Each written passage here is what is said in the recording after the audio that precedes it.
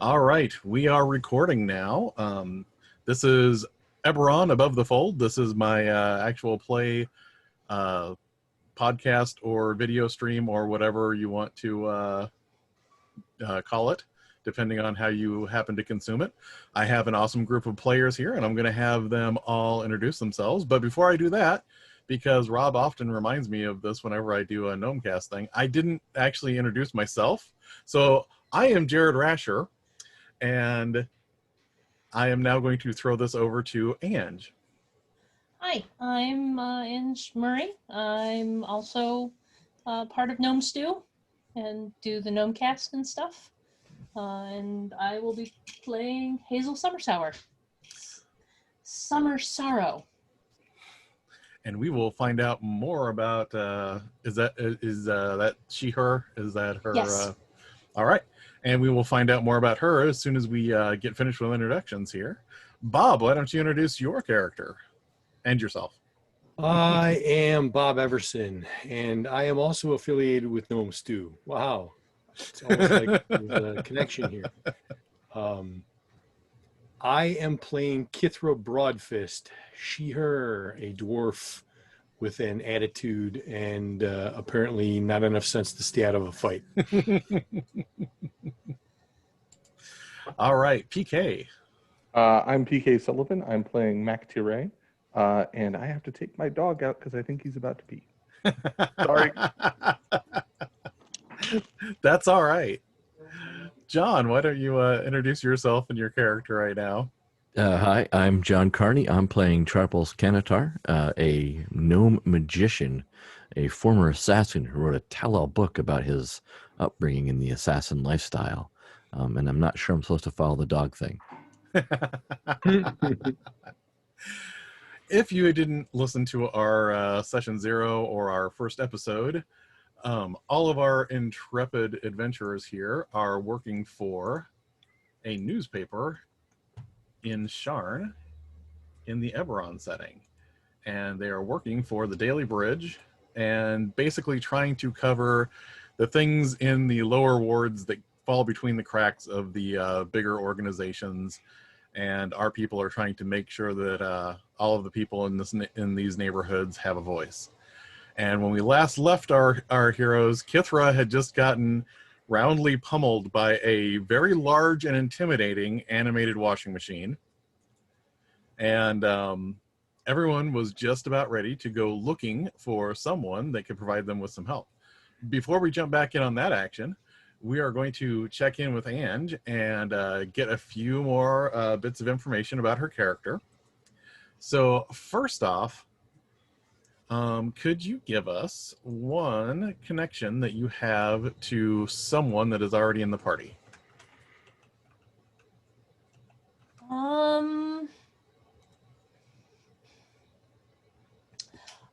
Let's just say she's helped fix Kithra up after previous pummelings. That makes I'm sense. sure this is not the first time that Kithra has gotten herself in a little over her head. All right, that is a that is a good connection there. What is Hazel's belief? Her belief is generosity. Basically, the world is full of plenty. It's only her duty to share what she has as well. I like that. What is Hazel's flaw? Hazel's flaw is that she's a little bit of a hedonist, which is why I chose the bar background. She is not one to turn down an invitation to a party or turn her nose up at a nice drink or whatever. All right. What is Hazel's dream? Hazel's dream is to, her ultimate dream would be to eradicate sickness. But, that's kind of broad and non-specific. But she's mostly just trying to help as many people as she can. For one brief moment, I had that. I had the image of the. Oh, it just completely fell out of my head. Never mind. Incomplete thought. Disregard. Yeah, that's fine. So, what does Hazel do on a day-to-day basis, other than occasionally patching up Kithra? What is Hazel's job? Hazel's job is working for the Daily Bridge, handling the obituaries. Nice. It's a nice tie-in. I like that. And everyone else, I had them come up with a location somewhere in the lower ward. Would you like to give us a location to add to our list of places that already exist? What do we have so far? So far, we have the Peppered Beast sandwich cart, which is kind of a mobile location. We have Provisioner's Place, which is the diner under where Charples lives, which is run by a Warforged named Provisioner. We have the Broken Mug, which is a comfortable but rowdy tavern. And we have the Song of Sybaris Theater, which is a jazz club in the Torchfire District.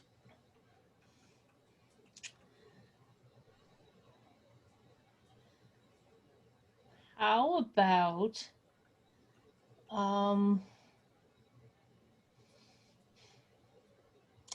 trying to think of a good name here. Basically a fight club. It is a place where people go to brawl and make some money betting on things. Nice.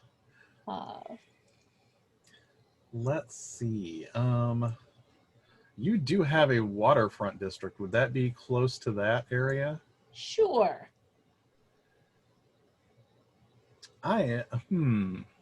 So Sharn's Welcome is a red light district by the docks. And although, red light districts are usually, set aside for other things, I could see a fight club. Does that seem like a good place for this? And Seems where else are you reasonable going to to have me. your unlicensed boxing? Yeah. Sure. So Waterfront District, especially a rundown one, is going to have plenty of space.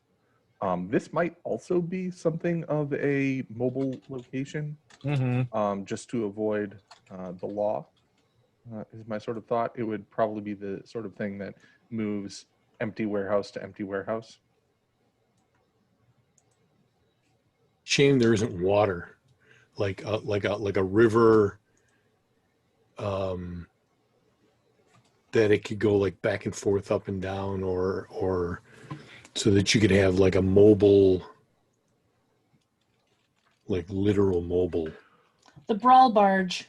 The brawl I was barge. going to say, their airships are real common in Sharn, right? That is true too. What if there's like a real dilapidated airship that sort of moves around to different moorings in the city? I like the brawl barge. That's evocative. I was going to say battle boat, but brawl barge is way better. Brawl barge. Yeah. All right. We will call it the Brawl Barge. That is good. And it's going to be mobile, but generally in the Sharn's Welcome area. Basically, if the city officials decide, hey, this is way too illegal, we're going to crack down on you, they can just untether and float off, kind of tilted to a different location. So there is a area called Foundation, which is near the bridge area where the newspaper is at, but it's also near Sharn's Welcome. Would that sound like a good neighborhood for where you usually live at? If it's relatively close to where close to where the paper is, then yeah. Okay. All right. So that sounds good, but that also means that poor Kithra is going to be jostled for several blocks as you make your way to Hazel. But that's also good for the story. So I mean, it's my own fault when you get into a battle with a washing machine. You gotta expect to get your clock cleaned. Oh. You're welcome. All right. So now that we have our character introduction and some connections between Hazel and everyone else, let's go to our opening scene here, which none of you are quite at the moment. But we see a horse-drawn cart this time instead of the magically motorized cart that we saw last time pull up to the newsstand that our half-elf operator is selling newspapers out of. And you see the same bundle of newspapers get thrown there, and he picks one up, cuts it open, starts arranging them on his shelves, and then starts to read one. And the headline that we see is "Organized Crime Destabilizes Foundations of Life in Lower Districts." And the cart begins to pull away, and as you see the cart pulling away, we cut over to the driver, and the poor driver is the same driver that we saw have the accident last time, and he is banged up, bruised, and bandaged from his time staying with the watch in the garrison.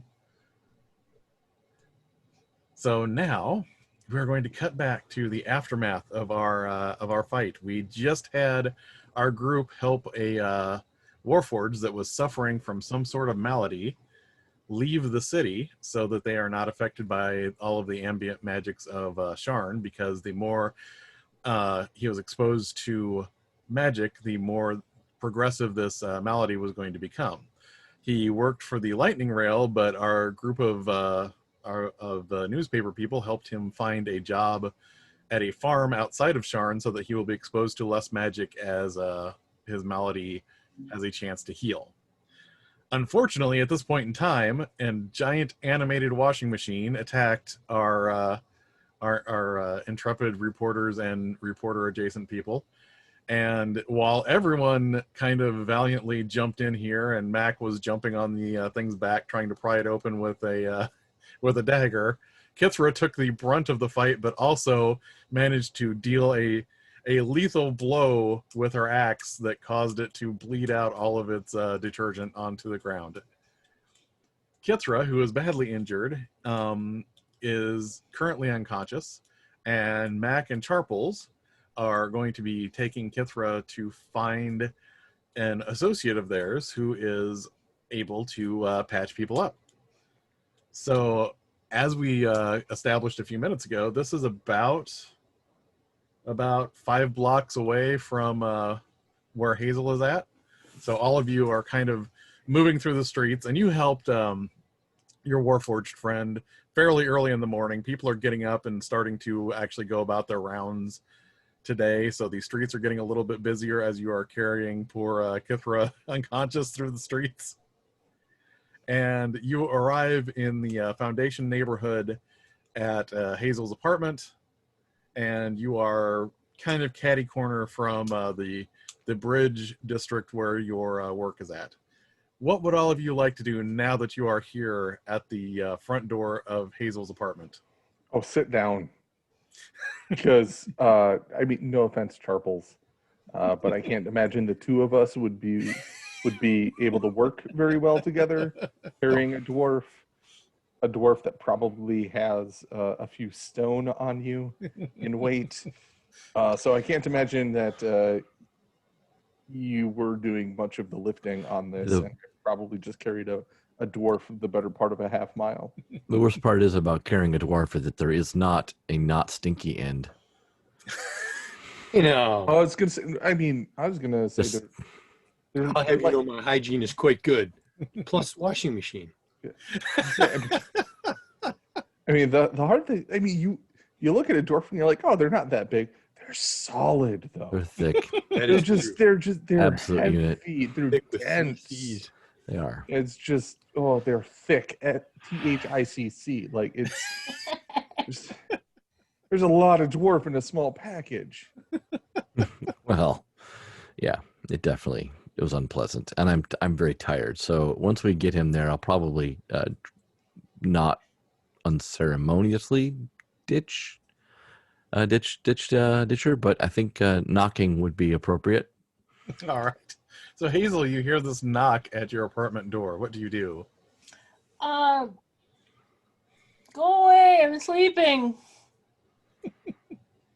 All right, we'll just leave the dying person on your door. You can get to them later this morning. That's fine. It's cool. Who's dying now? Kithra. Oh, Kithra, what are you doing now? Oh. Okay. I would really like to have this conversation face to face. Let us in. She was attacked by a major appliance. It was a corporal at best. It doesn't matter. You need something. Hang on, and you hear thump, thud, thud, and then basically the door will open. Her hair is like, definitely just climbed out of bed. Probably smells a little of whatever she was drinking last night. Definitely that vagabond, bathrobe, half of what she was wearing yesterday. And she just opens her. Okay, come. Washing machine? What does Hazel's apartment look like as they come in here? Oh, Hazel's apartment is colorful, eclectic, and crowded. She is formerly from Moorgrave University. She is a former academic. Therefore, she has books everywhere, and then the random things that you have no idea if that's important or not, but at least it's interesting looking. And then it's just the, in a real life modern world, I would call it garage sale chic, because nothing matches and it's all super colorful. Like each piece was individually chosen because that's pretty. It doesn't matter that it completely clashes with everything else in the apartment, but well, it might matter in that if it clashes, it's a better choice. Purple thinks it's nice. It's very nice. So I'm sort of hearing like a 1980s bookstore in where the young teen protagonist ends up in another world, like that sort of clutter and like weird junk all over, except more colorful. All right, so where are you going to put Kithra at? First available flat surface that is not the floor. Yeah, it is there is a table that is suddenly divested of everything that was on it. No, that's too high. That's too high. Something lower, please. It's a flurry of papers that have been tossed off to the side. There's an unceremonious thump as Kithra is deposited on the table. All right. Does Hazel have any specific talents that play into this? Hazel has mend and relieve. Mend is you gently touch a creature and immediately restore 5 hit points, mending minor wounds like cuts and bruises. The spell does not remove impairments, heal permanent wounds, or cure disease. You cannot use this during combat. Wow, 5 hit points is significant because we all only have. It's 10, like right? that's like half your hit points. Yeah. Yep. Cool. And I will also say from last time, I needed to let you all know this. You all get 10 additional. What are they called? Action points. Yes. Do those max out at all? No, you just get more. You just never get them back at a specific time. They're just a reward that you get at the end of an adventure. So, okay. All right. So we all have 10 hit points? Yes. Yep. Every character has 10 hit points. And we start with 10 AP? Yeah. Okay. Yeah, so it's you get Kithra down on the table, and Hazel will very quickly go into business mode and start checking her out, figuring out where the wounds are, where the worst of the damage is. And let me check one other thing, because I ended up not taking diagnose. Well, Kithra's not dead, so examine the dead does not help. Although you could Yes. probably look at Kithra and know for sure that she's not dead. She is not dead. But it's basically, Hazel will do the, slap her hands together, rub them together like this, get them glowing, and Mr. then Miyagi. lay hands Mhm. on Kithra. All right, so Kithra, you are conscious again and have 5 whole hit points. Yay. I feel so much better. It's 4 more than you need. Yeah. So, and I was going to say, as you're examining Kithra, a lot of what happened to Kithra is being, lots of contusions from metal parts slapping Kithra around, and probably the worst injury is the big lump on the back of her skull from getting thrown into the building at the end. So quick question, Ange. Mhm. Would Hazel have an open bottle in this room? Yes, but it's empty. Okay, so there's a cut over to Mac, who is attempting to take a pull from the bottle and is just disappointed that it's empty. He slumps in an available chair. It is So- overstuffed and colored in flowers. So how was Mac left after that fight? I actually never got hit, Okay. which is part of why I felt the need to, carry Kithra all this way, because she did tank very well.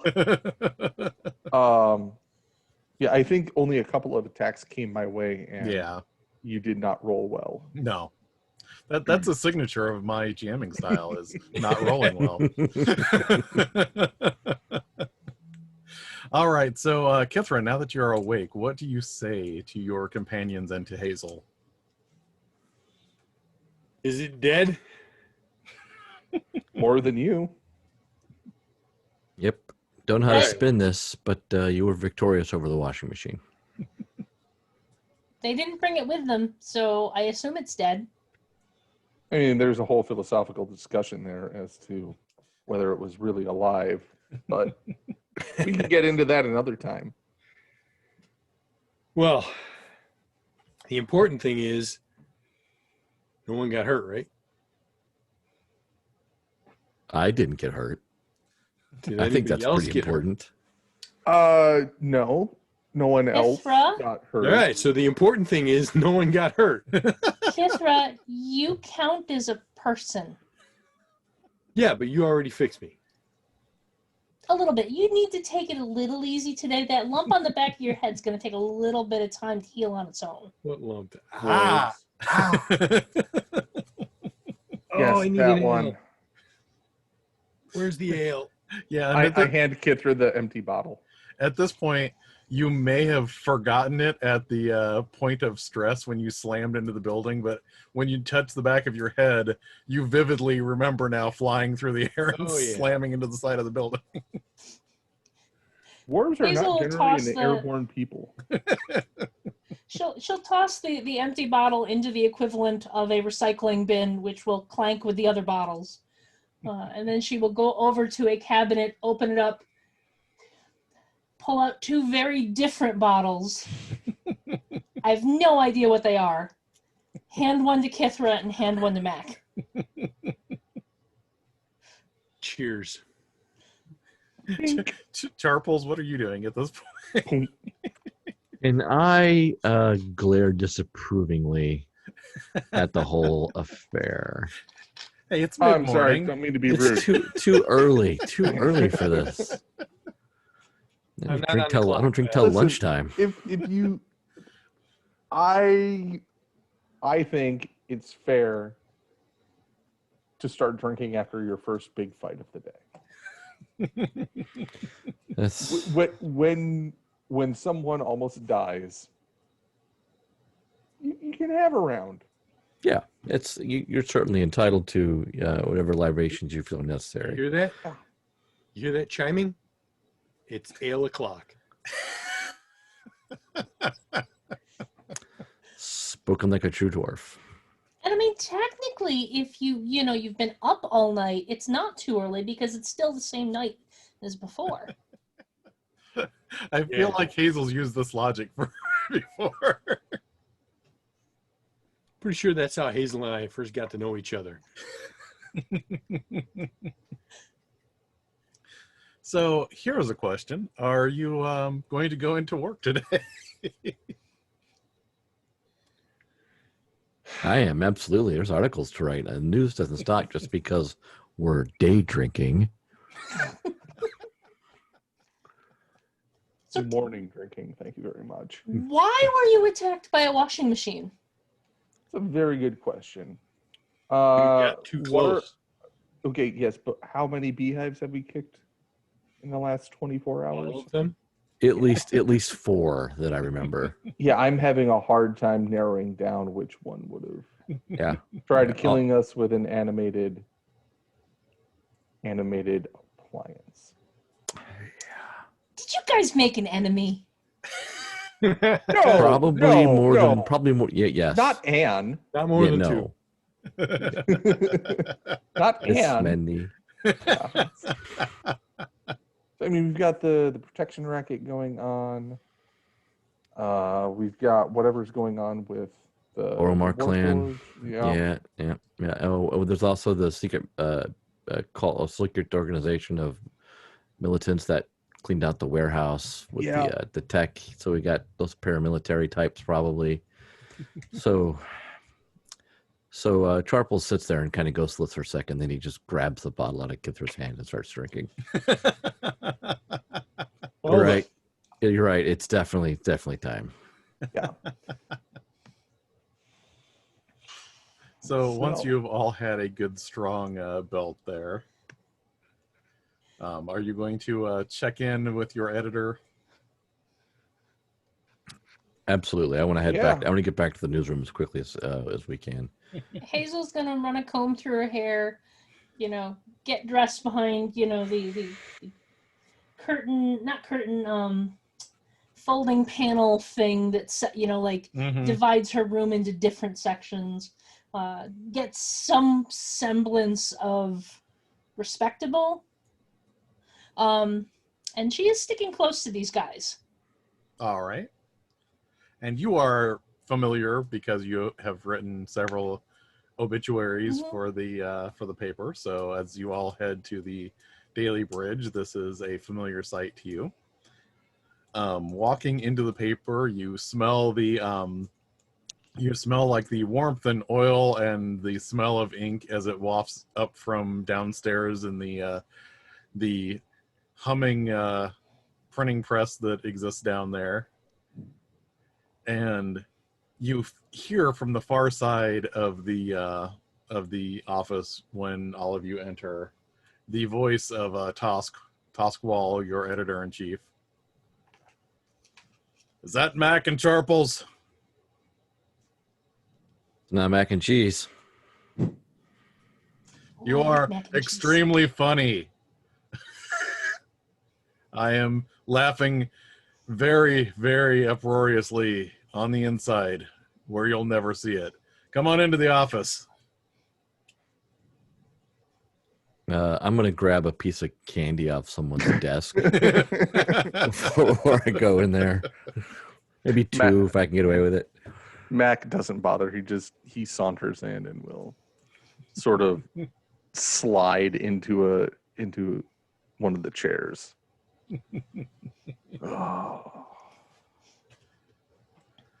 So, I got something somewhat interesting delivered here. I was hoping all of you were okay since I hadn't seen you. But then again, I'm sure you have a story for me, a really good story. And that's why you weren't here in the morning to pick up any assignments, right? Right, boss. Yup. And at any moment, you could just spring into action and tell me the details of this story that you were following up on that that kept you out of my office and able to assign you more work, right? Absolutely. Yup. I mean, do you want the details or do you want plausible deniability? You got to choose, I think. And he just kind of he face palms for a second and looks back up and says, "Why is Hazel with you?" Oh, I mean, generally the reason a crime doctor is with somebody. And I'm sorry, that wasn't. Yeah, sorry. Not necessarily a crime doctor, but immediately, you dabble. as soon as you mention that,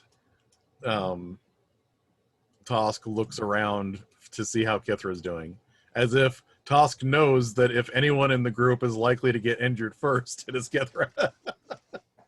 I'm fine, Chief.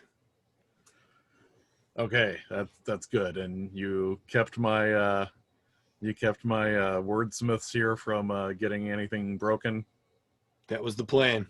especially fingers. That's the main thing I'm worried about. You're all heart. I mean, they could always dictate to somebody who could type it. Yeah, then I have to pay someone else. Anyway, whatever this mystery story is that you're fabricating, something No, else Not interesting. fabricating, Chief. They're documenting it. Fabricating would be like immoral. I appreciate your ethics here, Kithra. Me too. I appreciate that too. Somebody's got to do it. So, So far we have the Boromar clan is involved in a protection racket that is interfering with the magical infrastructure that also appears to be having a deleterious effect on Warforged physiology, I suppose, for lack of a better term. Oh, that's Well, there, not good. linguist boy. Some smaller words. Then we also have a paramilitary group that has broken into. Don't forget the warehouse. Yeah, Remember the warehouse. fill them in on the warehouse. so I read the story that you filed yesterday about the protection racket, this paramilitary group. This is a new angle. Yeah. I don't Yeah, it's like a new the angle. sound of that. Tell them about the washing machine.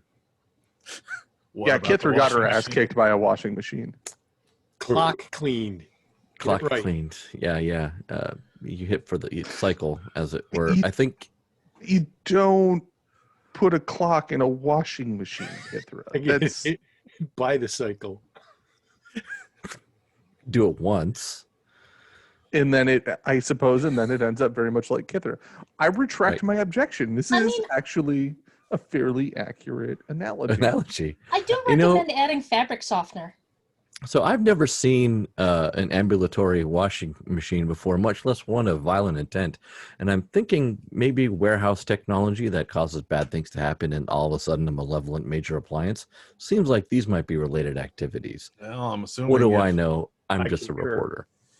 If we have devices out there that are wrecking animated carts and hover sleds, then I imagine that violent washing machine isn't that strange. Speaking of strange things, I have an envelope for you. Act like backs up as much as possible. I look at Chair. Kithra. I give Kithra, like, it could be dangerous. Give her a little sign. It was addressed to Mac and Charples, and it's sent here to the paper. All right, I'll take a look at it. All right. So when you open it up, you see the name of the person that is inviting you in this envelope to eat at their establishment, and it is Clubbert Boromir. Oh, great. Trick. Get my axe. Better bring the sharpening stone. Clubbert, where's the invite to? Can I see it on there? What? It is to Clubbert's restaurant. That Oh, okay. is Does Hazel know anything about this restaurant? Well, the Boromar clan are notorious gangsters. Yeah, I'm assuming it's basically some version of the Olive Garden we're going to, but a little I bit mean, nicer. if they have good pie, Hazel would have tried it. I mean, it's probably one of the better restaurants in the lower wards. It's, You know that scene in the first third of The Godfather where, where they have to go meet at the restaurant? That's what's going on right now. Family place in Brooklyn. Exactly. Nice. Yeah. But they have such Perfect good for us. risotto. Yeah. Try the red sauce. Better than waking up with a warforged head in your bed. And it is in the Khalistan district, which is where there are a lot of semi-nice inns for people that are passing through different areas in the lower wards. And the hospitality industries are very well controlled by various halflings. Always working those angles. So, given that it's mid-morning, what would all of you like to do? Does the invitation specify a time It does say for lunch. for lunch? Okay. Well, given that it is mid-morning and it's going to be somewhat of a trek to get to a respectable neighborhood, I think Mac would like to change into more presentable clothes. All right. It's always good to make a nice impression with somebody who may intend to kill you. We're reporters. We have change of outfits. However, I'm sure the rumpled shirt I'm pulling out of my desk drawer is as rumpled as the shirt I'm wearing, but I think it looks better, so I'm going to go with it. It at least smells better. It does smell better. You It count smells the less number like of wrinkles. Clorox bleach. Yeah, it's nice. Well, I mean, thankfully, Mac lives nearby as established, so it's not much of a detour for him to Change on the way. stop off at home and then continue on. Oh boy. Okay, so the Boromars are interested in our story. That's Not a surprise, but no. such direct action is interesting. Yeah. Now, do you think the Boromars are behind the magical wonkiness? Well, we Or have is some that pretty the paramilitary group? well, which magical wonkiness are you asking about? The I think You It's all might the need to be a same little bit magical more wonk. specific. Specific, well, I thought it was all the way you were describing it was all kind of connected. That you We have. think Well, it we is. don't believe in coincidence. Right. But But the Boromirs aren't ambitious enough to knock over like a warehouse of military supplies. Someone must have tipped them off to it. I think the Boromir, they're more like middlemen in this. Maybe. I mean, we'll find out. But so we're pretty sure they're behind that they are behind the protection racket because we have a snitch who told us they're behind the protection racket. Like it's pretty safe I mean, bet. it's snitches, but yeah. Yeah. I don't know why you wouldn't. So we're pretty sure they're behind the protection racket. And that involves making the magical infrastructure go haywire. That may or may not be affecting the Warforged. But even if it's not, we have a third issue, which is this malevolent animated objects. And that we actually, some paramilitary group is behind that. Who, yeah. as far as we are aware, are not working with the Boromar clan. they seem very unfriendly. I think there's some pieces to the puzzle that haven't been connected yet. But I'm Pretty sure much. you intrepid people will figure it out while I continue to keep you alive. Oh, there's one thing I know. The answer's not in the newsroom now, is it? No, it isn't. And I'll help keep Kithra alive. I like this plan. This It's is a not big a story. bad. That's not a bad flowchart, actually. It's a big story, Hazel. I think we're going to Yeah. need you. Well, I'm also like, if the Warforged are getting sick, that's fascinating.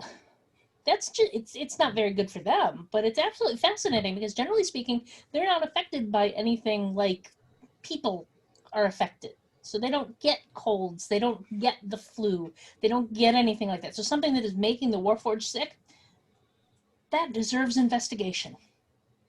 Yes. Yep. So does anyone have anything other than a change of clothes that you want to take care of before you go to the Calistan district? A nap. Or neighborhood, I should say. You can sleep in the cab. We'll get a cab so you can Yeah. take a nap. I would note, but I would like to point out I do have the strap ability, which is unless you are actively searched by another creature, you can conceal up to 2 weapons in your clothing without being noticed, providing you're wearing enough to reasonably conceal them. Nice. And given that Mac's style is a button-down trousers and a trench coat, he is definitely wearing enough to conceal this. In my personal inventory, I also have a dagger sewn into the lining of my tweed coat. It's for emergency use only, but it is there. Should call that at a time before we head into the halfling den of iniquity. Yeah. And Kithra has a big obvious axe. If there's enough time before we leave, Hazel would check any of the incoming obituary type listings or request, like announcements, stuff like that, to see if there's anything that catches her eye in relation to this weirdness, other than normal, somebody died of dysentery. While traveling to a faraway. Always the opportunist. So, Oh, actually, one last thing. yes.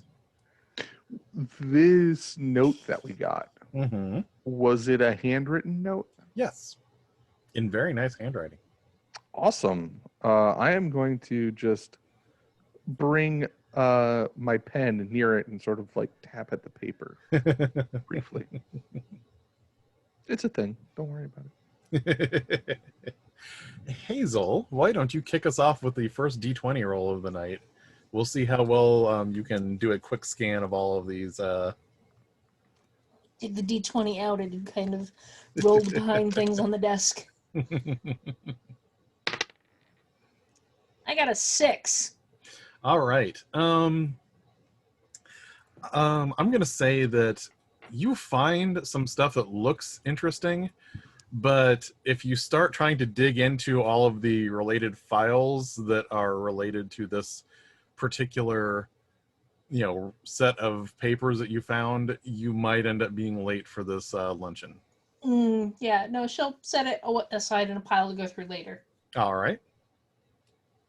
I also figure she tends to, because she can examine dead and she can, where was it? Yeah, she can commune with the dead.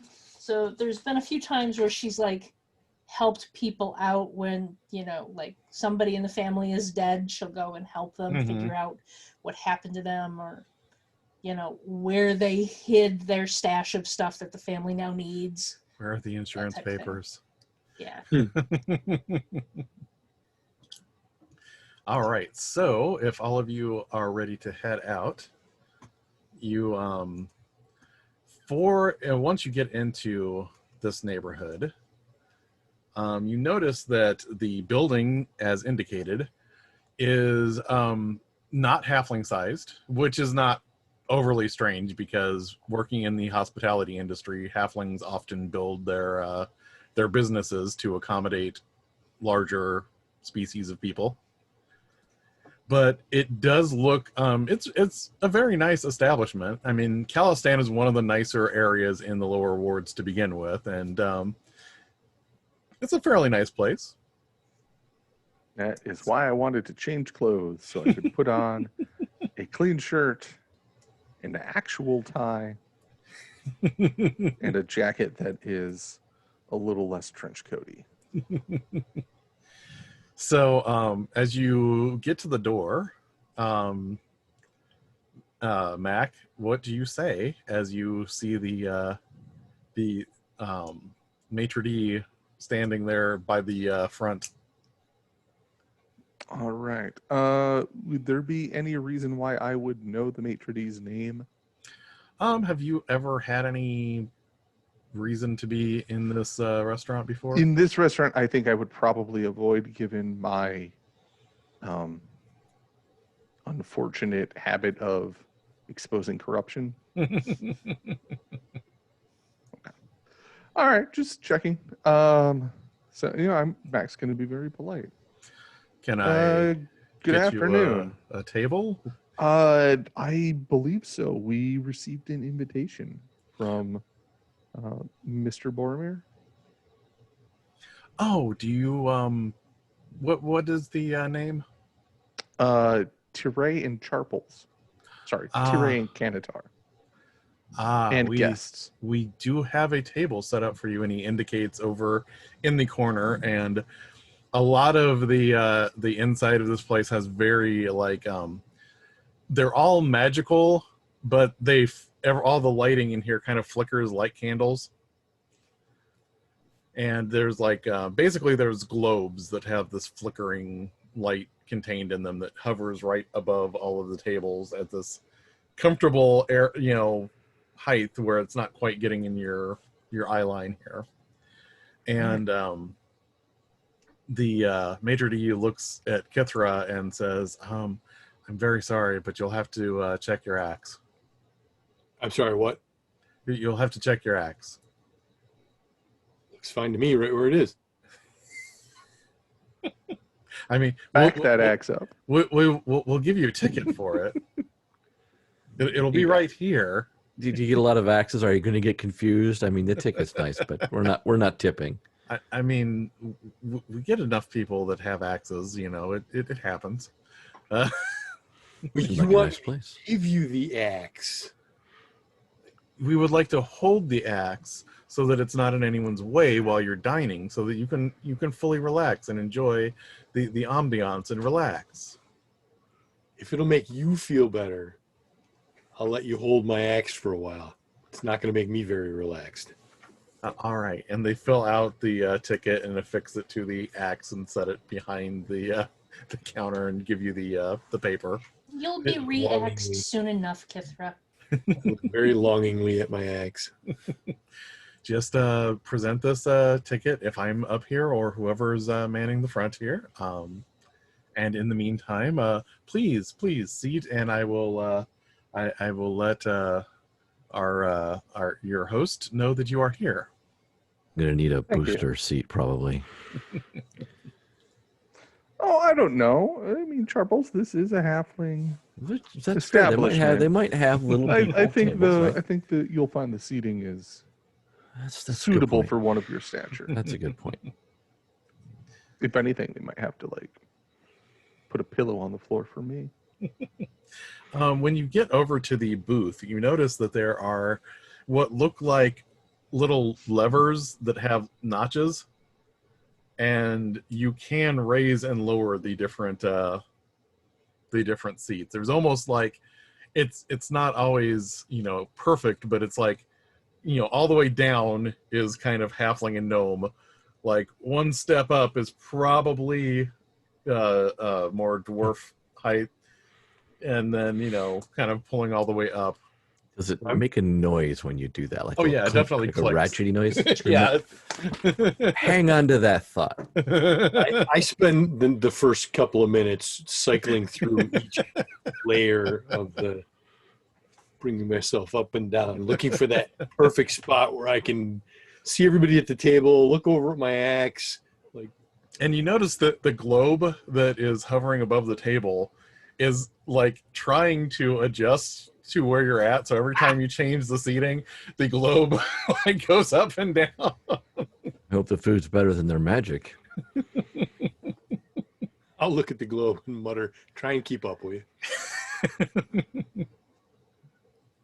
When the waiter arrives, Mac immediately orders a whiskey on the rocks. And he comes out and gives you all menus, and there's very, very rich, warm, well-cooked food on this menu. So I mean, halflings love their breads and their cheeses and well-seasoned foods, and so you have all of these menus out here. You have the alcohol menu is intentionally homey. Like, it's not like cheap homey. It's like, you know, we are known for brewing this type, or we are known for distilling, you know, this sort of thing. So it's not, excuse me. Bless you. Bless Thank you. you. In space, no one can hear you sneeze. Not when you hit the mute button. And after you get all of your menus, you notice like some people are going through the place, and all of a sudden, everyone is like leaving in the rest of the restaurant. Oh, I hope they at least bring Yep. us a cheese tray before the fight starts. And after I the start with last, 2 ales instead of 1. I'm gonna need the other one. Wow. they do bring you out whatever, you know, drinks you ordered first. And after a few moments, when everyone else cycles out of the place, and you notice like a few of the patrons are like looking over their shoulder, trying to see like who's still left in here. And after all of this happens, you see a well-dressed, middle-aged halfling walking out and moving towards your table.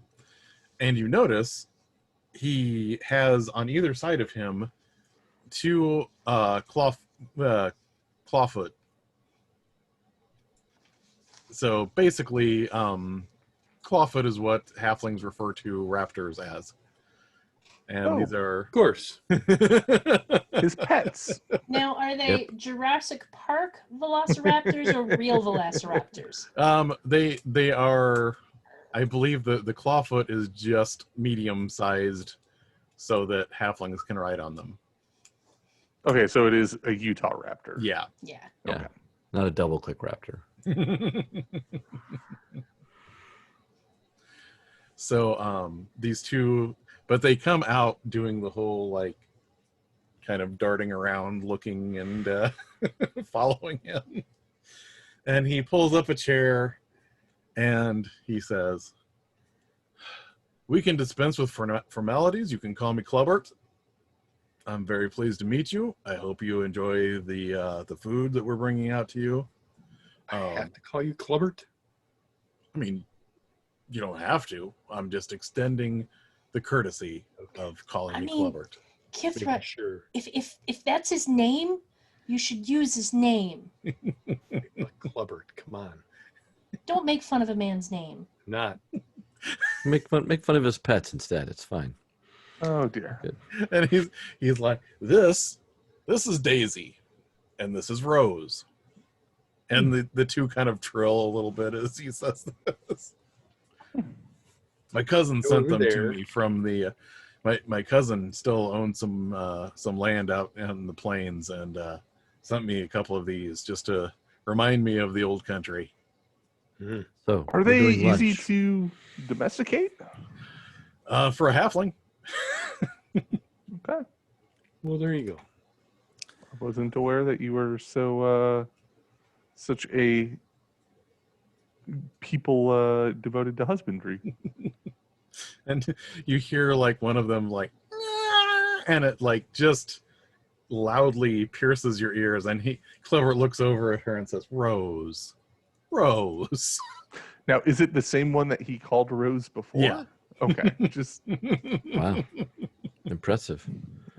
So I'm hungry. I want to order some lunch here if you don't mind. Oh Can yeah, I, definitely. can I go ahead and get myself? I'm looking at the 2 raptors. Can I get a bone-in ribeye, French cut, very very rare, please,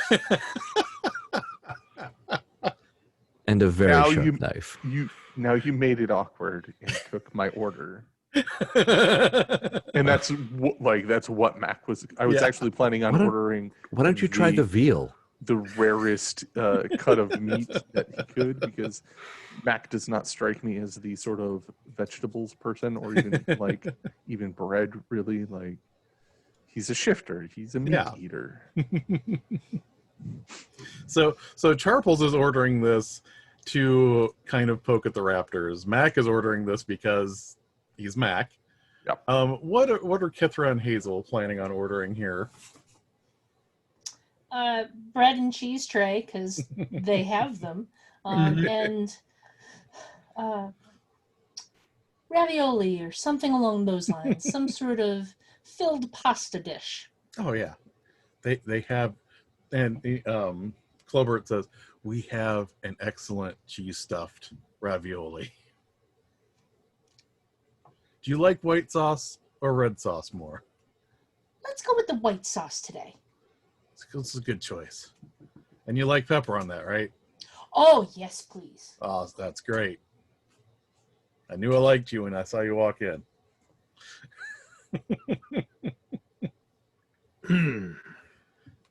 So is Kithra ordering anything extra here? I would like the biggest steak you've got. Medium rare with mushrooms. Lots of mushrooms. Like a whole bunch of mushrooms. So I don't want to typecast you, but you like salt? Not too much. Okay, I gotcha. So he like kind of pulls the waiter aside and says a few things to him, and the waiter heads up back to the kitchen. So, y'all enjoying the place? Very nice. Yeah, it's nice. I've worked really hard to build this place. It's something I'm going to be proud to pass on to my kids and to see my grandkids in. It's just You have kids? Yeah, I do. Yeah. Yep. Really, really proud of them. They're still teenagers right now. So what are you going to do? You know. Oh, I'm sure they're quite the little cannibals. How do they feel about your chickens? I may not like this person very much. I think that's Refill? kind of where I'm going with this. Yeah, I'll take another one too. Oh, the kids love them. And he I'm scratches sure. one of them under its neck, and it's like, Yeah, that's what I thought. I mean, in the range of raptor behavior, these are acting more like Blue from Jurassic World than.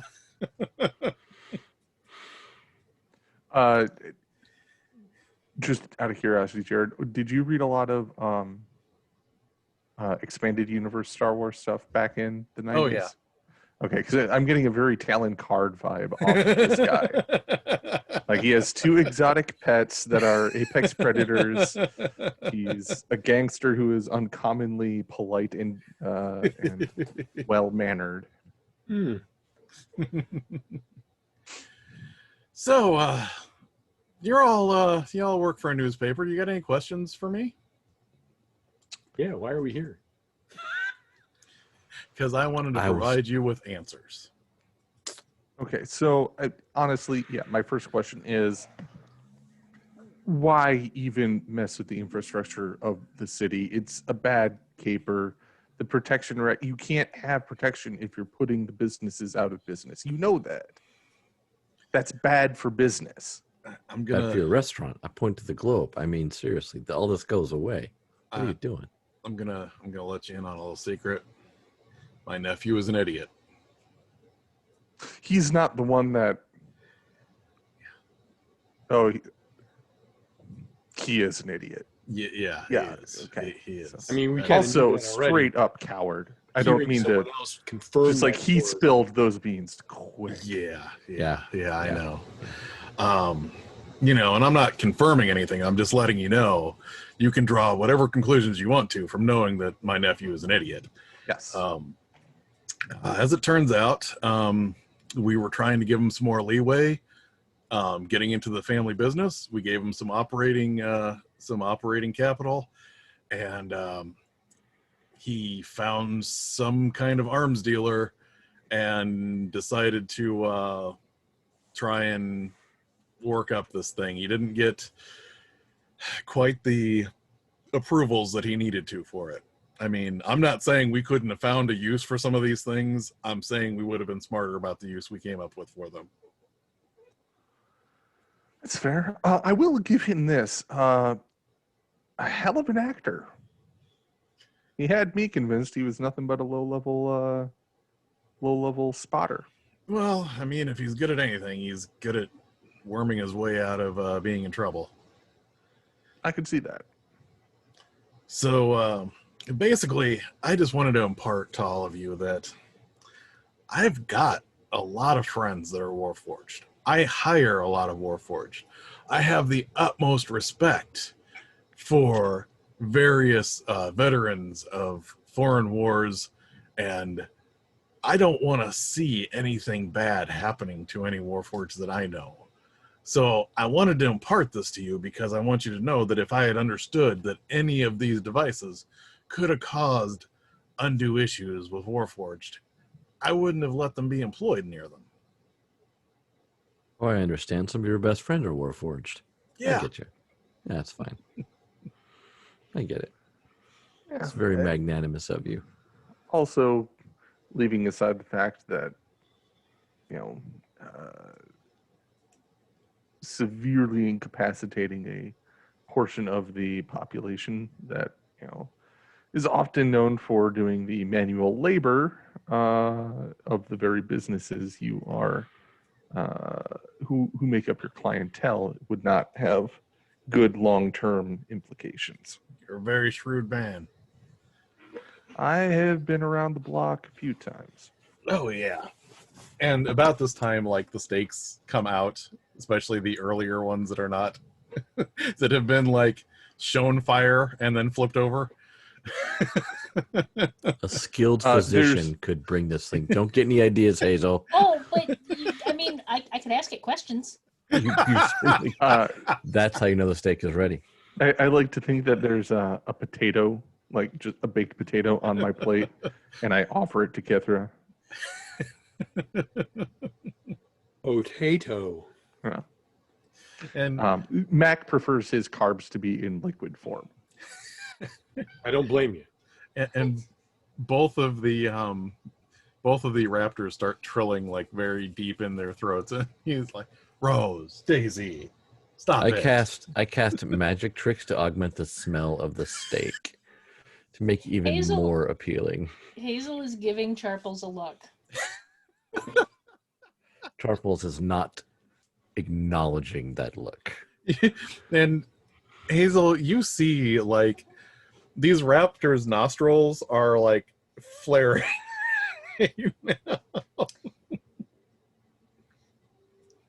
You're not just being snarky now. Now you're being rude.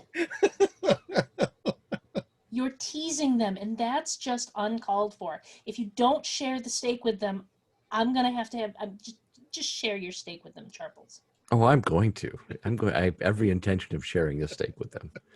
Just say this Wait steak for it. sounds like it's almost as big as Charples, right? Like, So yeah, he's kind of like trying to keep them calm. He is like, I thought they were better behaved than this. I've spent a lot of time training them. I apologize. Just like But your that nephew. axe And I looks cut like off. it's really far away. Yeah, I make a comment about just like your nephew, and then like I'll peel a thing off and flick it in the air near one of the raptors.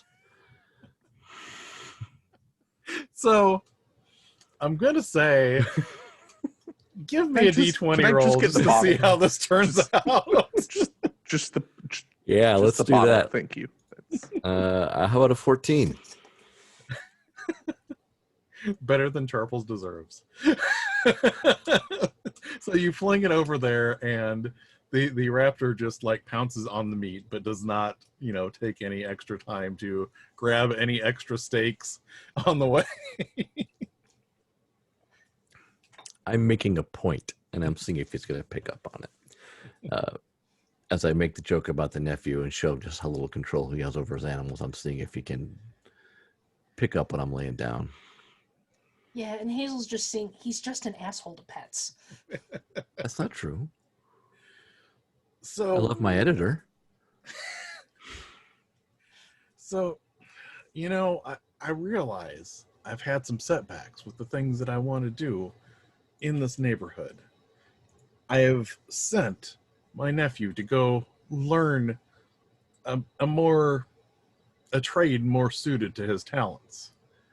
I just want to assure all of you that my business interests in the lower wards are going to be reevaluated and reorganized soon. I lower my seat.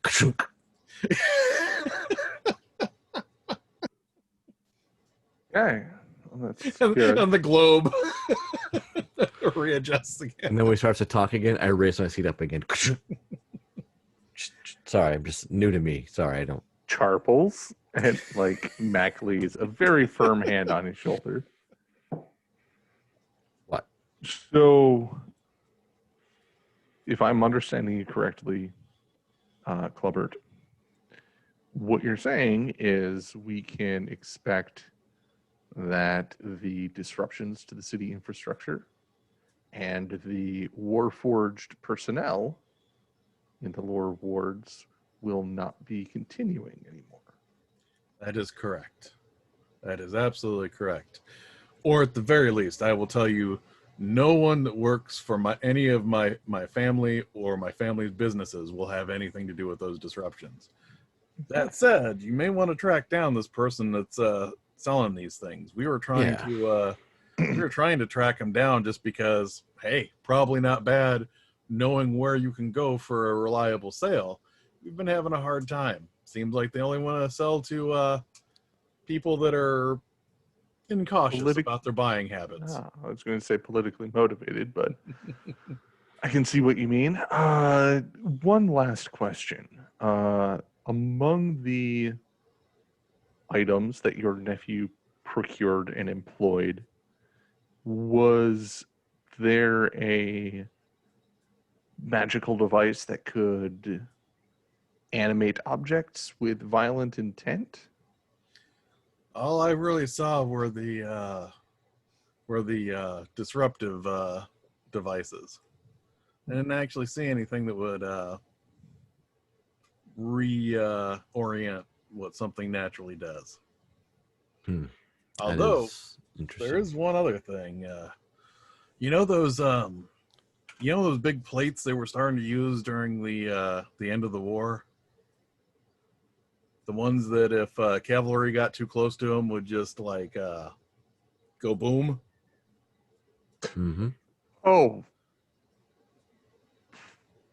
I'm guessing there were some of those in a warehouse that shall remain unnamed? Yeah, I mean, let me put it this way. I didn't think anyone would be crazy enough to use those in a city, but you might want to keep an eye out for those things.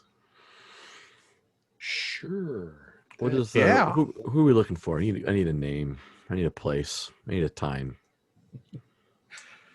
Unfortunately, well, I mean, I can give you a name, but it's going to be somebody you've already met before. I got my nephew working down in the cogs, and if you want to go talk to him, he might be able to help you narrow this down a little bit. Good a place as any to start. Yep. You also know having his nephew work down in the cogs this was not a kind thing to do. Yeah. It's, Right, yeah.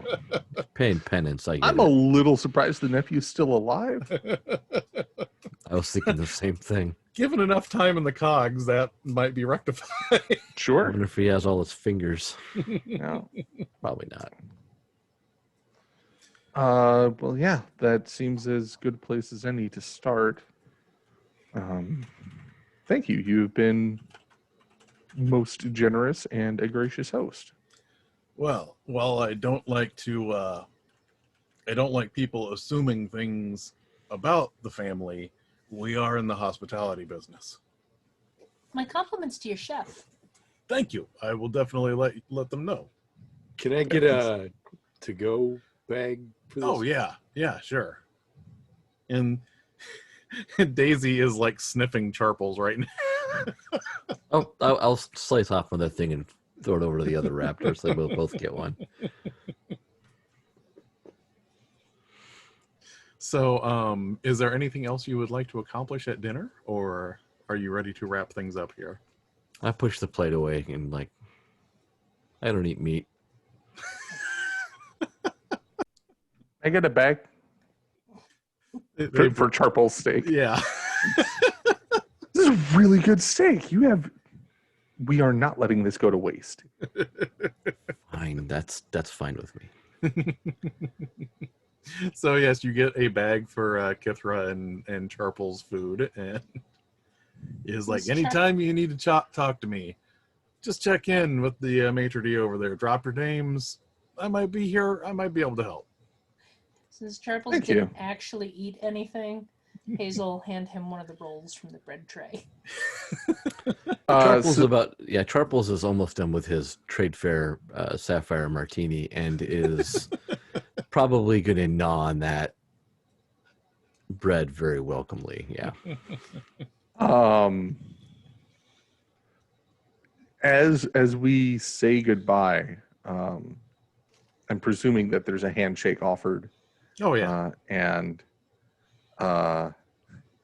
Mac is going to do something probably very, very inadvised, but he wants to use his magic tracker Okay. and plant it on Clubbert. Okay.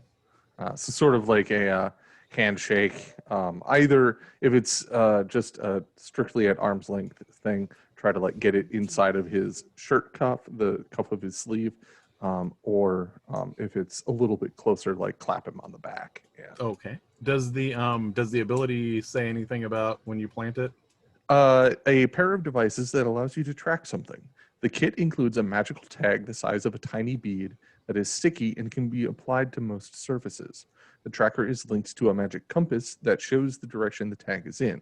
The arrow on the compass is black. It turns gold when the tag is in your scene and begins to vibrate softly.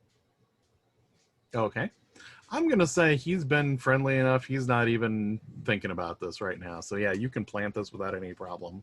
Excellent. All right. So is it reasonable to assume that you're all leaving the restaurant? Yes. Yeah, I it's mean, for the reasonable. most part, it seemed like it was in his best interest to be forthright with us with that particular bit of information. Sure. But, this is a sticky business. Trust but verify. Oh, I understand. I'm just asking Jared that, like, if this were actual D&D, I'd be asking for an insight roll. Right. Yeah. See? Knowing the way crime works, when Jared described it, I was just like, wow, somebody has gone off the rails as far as like actual crime goes. Yeah. And things are not all well in the crime syndicate. If Yeah, somebody nephew is, Fredo has gone off the reservation trying to make a name for himself, and yeah, so somebody he's is lucky to be alive. yeah, so somebody is doesn't know how to play the game.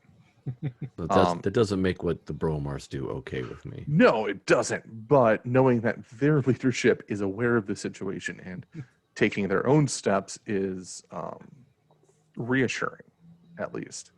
It still doesn't solve our bigger issue in that somebody is selling military-grade hardware within city limits. And moreover, being none too discreet about the sorts of people they're selling it to, other than those people know how to keep their mouth shut.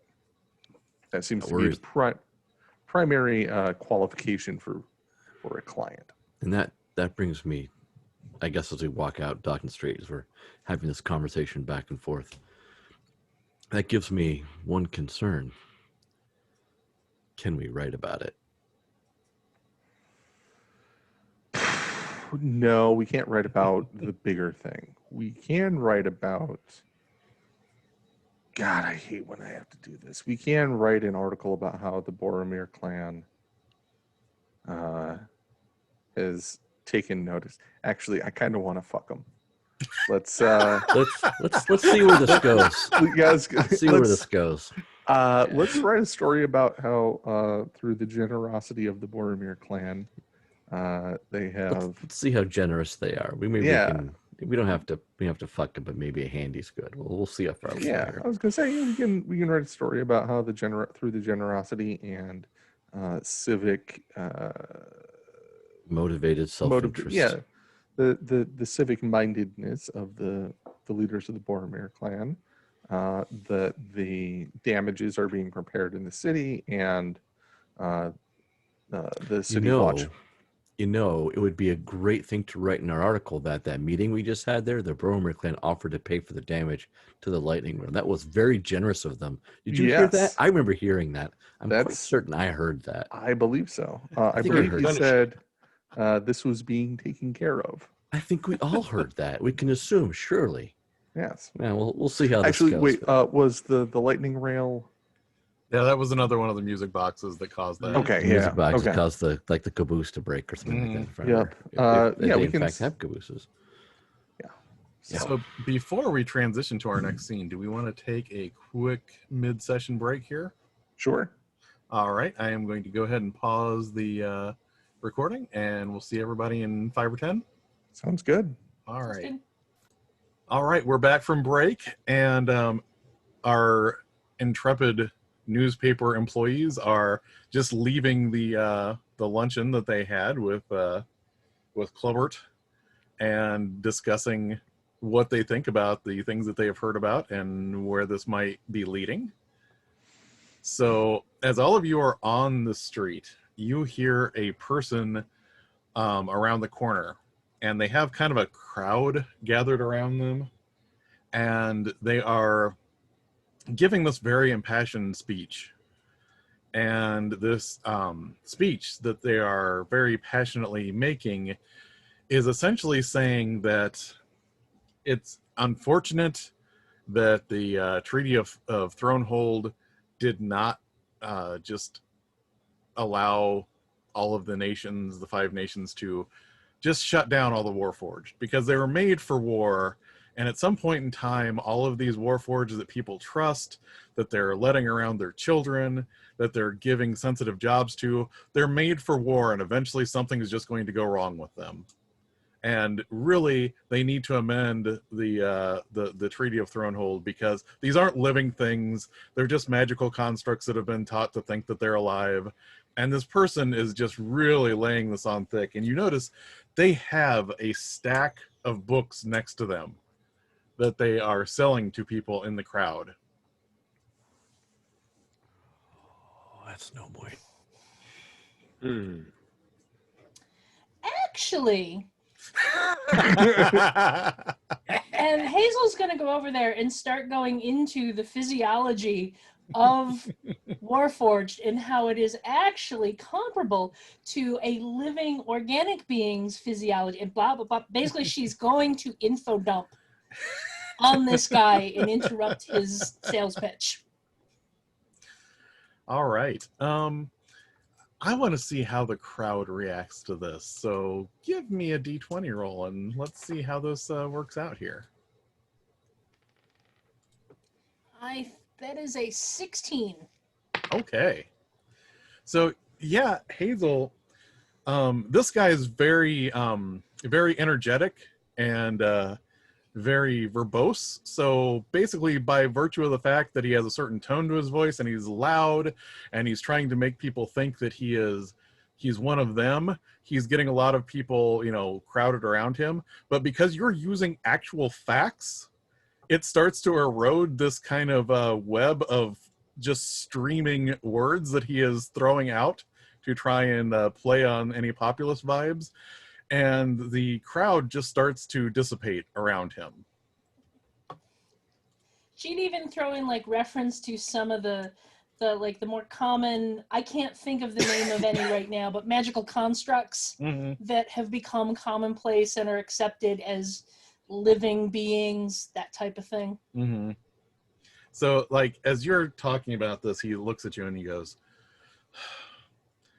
I'm very sad. Obviously, some things about magic, but you're distorting these things, because anything that's created, if House Kenneth can just create these things, they can't create life. They Why not? That's what they did with the owlbear, and nobody disputes that the owlbear is a living creature. That's an animal. But it was created. And as this argument is going on, you see coming out of an alleyway, there are 3 figures that are hooded and cloaked, but you can easily tell from the build underneath them, these look like warforged that were built for some kind of soldiering. They don't have the slimmer frame of like the scout ones. They don't have like the smaller frame that some of the spellcasting models have. These are definitely, frontline model warforged. And they start walking towards you, and the man says, I wouldn't trust these things. I think this is I think we're going to test your theory about how safe these things are right now. Well, And we how think you safe is should anyone? leave. How safe is anyone actually? So I mean, are these? we could be having a drink together in a bar, and you could be an angry drunk and throw a punch at me, and then we're in a fight, and you're the dangerous one. Do these hooded and cloaked warforged, are they moving in a threatening way, like clearly aggressive at all? As they get closer to you, the hood is still like pulled over their faces, but you notice like they have a forearm thing that switches out, and they have like short swords that essentially just kind of sling Snicked. off of both of their Nice. That's convenient. Gotcha. Can I take a moment to talk to this rebel rouser for like 2 seconds? Yeah, I'll say as these things are closing on you, Yeah. you have a chance to say something here. There are 2 possibilities. One, you're right, and they're chaotic death machines who are going to kill all of us, in which case you're going to die. Or 2, I'm right, and they're alive and are very, very angry at you, in which case you're going to die. So you probably should leave here as quickly and as quietly as possible. I will, but I need to come back for my books. Yeah, No, come you back don't. later for them. No, come back later. They'll be here, I promise. Yeah, the books will be fine. They'll be Matt fine. pulls out a lighter. I've got that part covered.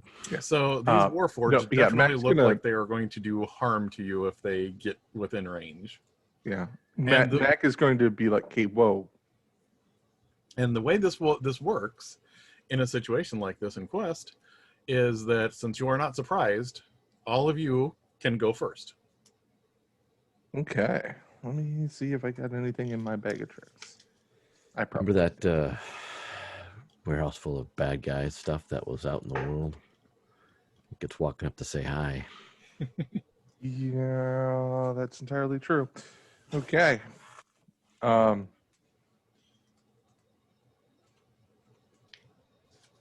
Yeah, so Mac's gonna be like, hey, everybody calm down. Can we, just talk about this as like they are closing within distance?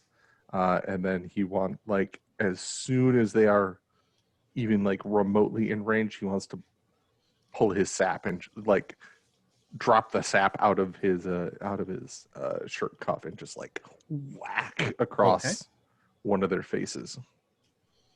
All right. Yeah. So yeah, it's moving forward towards you, and it's got the blades out. It looks like it's probably going to punch you, but it's also not really taking you as much of a threat. So you get kind of within arm's reach of it, and it starts to pull back, and then you can take your action. Whew. Okay, 16. All right. What are the thresholds? That is a success. Okay, sweet. Yeah, so that's what weapons just deal 2 damage? Yeah. Okay. So yeah, it's like, hey, whoa, we can talk about this. Bam! All right. Meet my friend, the lead sap. So It is very eloquent. when Led this Zeppelin. when this lead sap comes out and smacks it across the face, like you notice it kind of reels back because you hit it right in a good spot. And especially as we pointed out, Warforged are not entirely mechanical. They have like the wood and the leather and everything.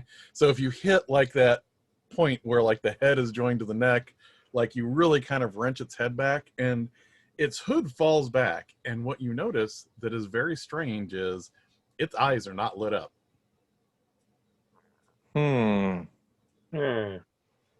So do we have a zombie forged? Who else would like to go? Ooh. Yeah, this sounds like Kithra's ready to roll. I'm actually going to take the opportunity before I start swinging axe. I'm going to use my ability called Size Up. Okay. And this does not have a die roll or an AP cost. I just check the things out, and the guide lets me know. So I evaluate the capabilities of a nearby creature or a group of creatures. The guide will give you useful insight into their capabilities, strength, vulnerabilities, and or resistances. At a minimum, you will receive an accurate assessment from the guide about whether they would pose a fair fight. You definitely feel like you could probably take one of these one-on-one. To use mechanical terms, these are minions. Roger. So yes, that's what you can tell by looking at them. They're competent, but they're not, they're not moving with they're moving with precision, but not a lot of deep skill. Gotcha. And then I pull my axe. Okay. So Hazel has two abilities that might apply for what I want to do. I have, because if their eyes aren't lit up, are these dead warforged? And I have examined the dead, which I evaluate a corpse to see what's going on with it, and I also have death sense.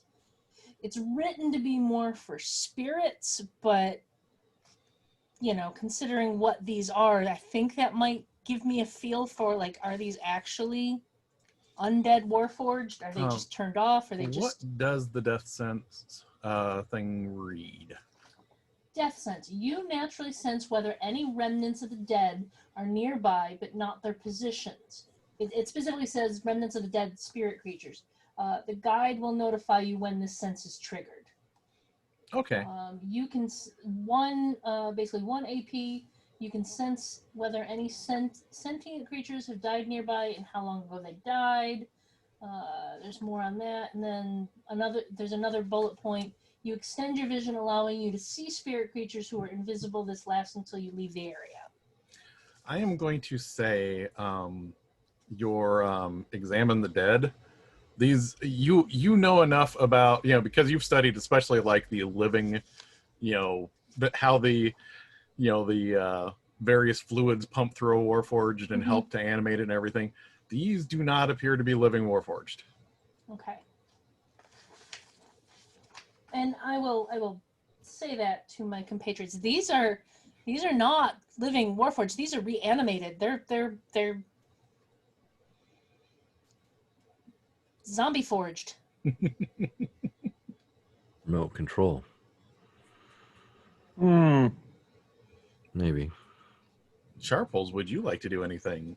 Yes, I'm casting splitting image because this looks frightening. I don't want to get hit, so I'm gonna split myself into 2 illusory duplicates at my sides. Flip a coin. If it's heads, you are targeted. If it's tails, the duplicate is targeted. Nice. If a duplicate takes damage, it disappears. That costs me 1 action point, so I'm gonna go defensive to start. Okay. I am going to say the first one, since Max spun its head around, is going to swing back around with that short sword blade. And that is a 13. So it is successful in slicing you and doing 2 points of damage to you. Ouch. And Kithra, as you're watching one of them, it doesn't charge. It doesn't look like it's moving. It doesn't look like it's hindered, but it also doesn't look like it's hurrying for any reason either. It's like everything is very deliberate. And it basically, pulls both of its arms back at the same time and punches forward at you with both of them. So, Kithra, I am going to say, since it rolled a 5, I will let you counterattack. Yeah, because I have a thing called counterattack. Yes. Yeah. All right. Funny how that works. Yay. All right, let me roll a die here. Ooh, 18. That Nice. feels good. That feels good. So that's what all of our weapons do too, right? Yes. Yay.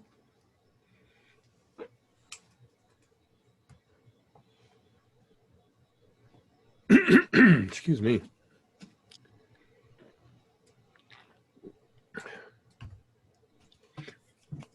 Who's next?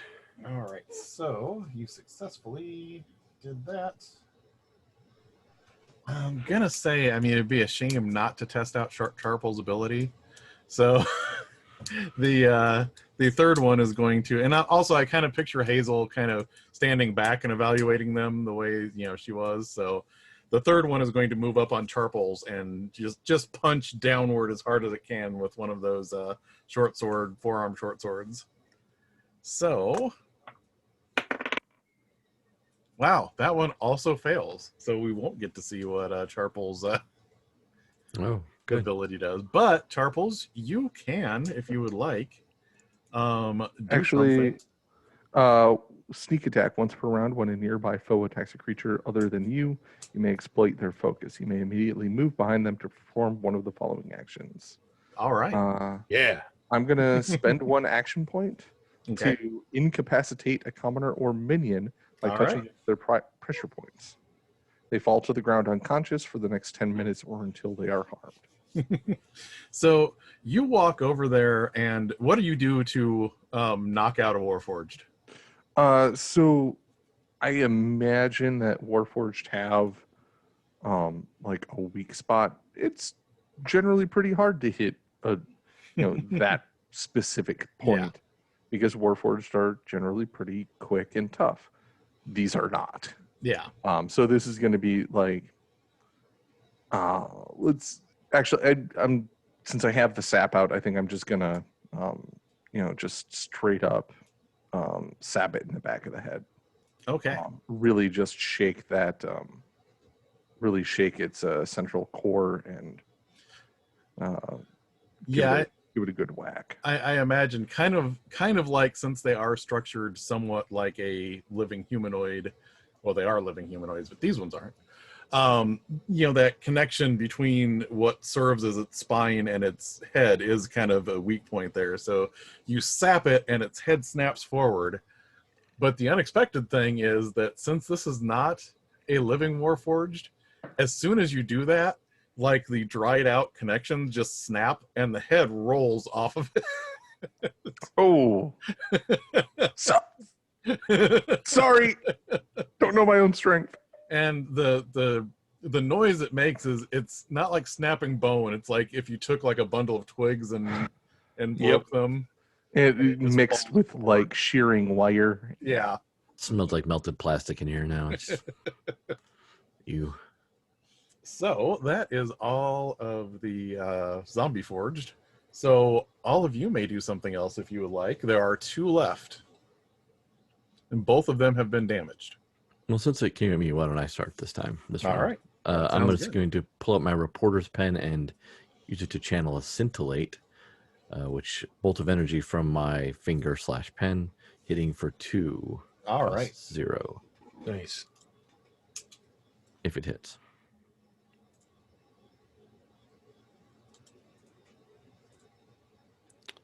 Oh dear. What did you get? Is a 1 bad? Yes. Yes, it is. You automatically fail, and you may suffer a severe setback. It's what you get for teasing those velociraptors. This I admit there's a certain amount of cuisine karma happening here that is unavoidable. I think in this case, you fire the beam off and you hit it, but at the last second, it brings up one of the blades to to deflect it on its face, and you shear off the blade, and the blade comes whirling back at you. I catch it right in the face, don't I? Right in the face. You will take 2 points of damage. Although, Oh. don't you still have the thing up though? I do actually do have my image splitting image are still up until they go. Wait, I yeah. will let you see whether it hits you or the image. Okay, so heads or tails, so when we say even odds, That and I'll works. just roll another d20, and even it hits me, odds it hits my cohort. Okay. That's a 19. That's an odd number, so it's my cohort. I am down to one There you go. additional image. So yeah, it cuts right next to your nose and then lands in the lands in the image. A little pea comes out.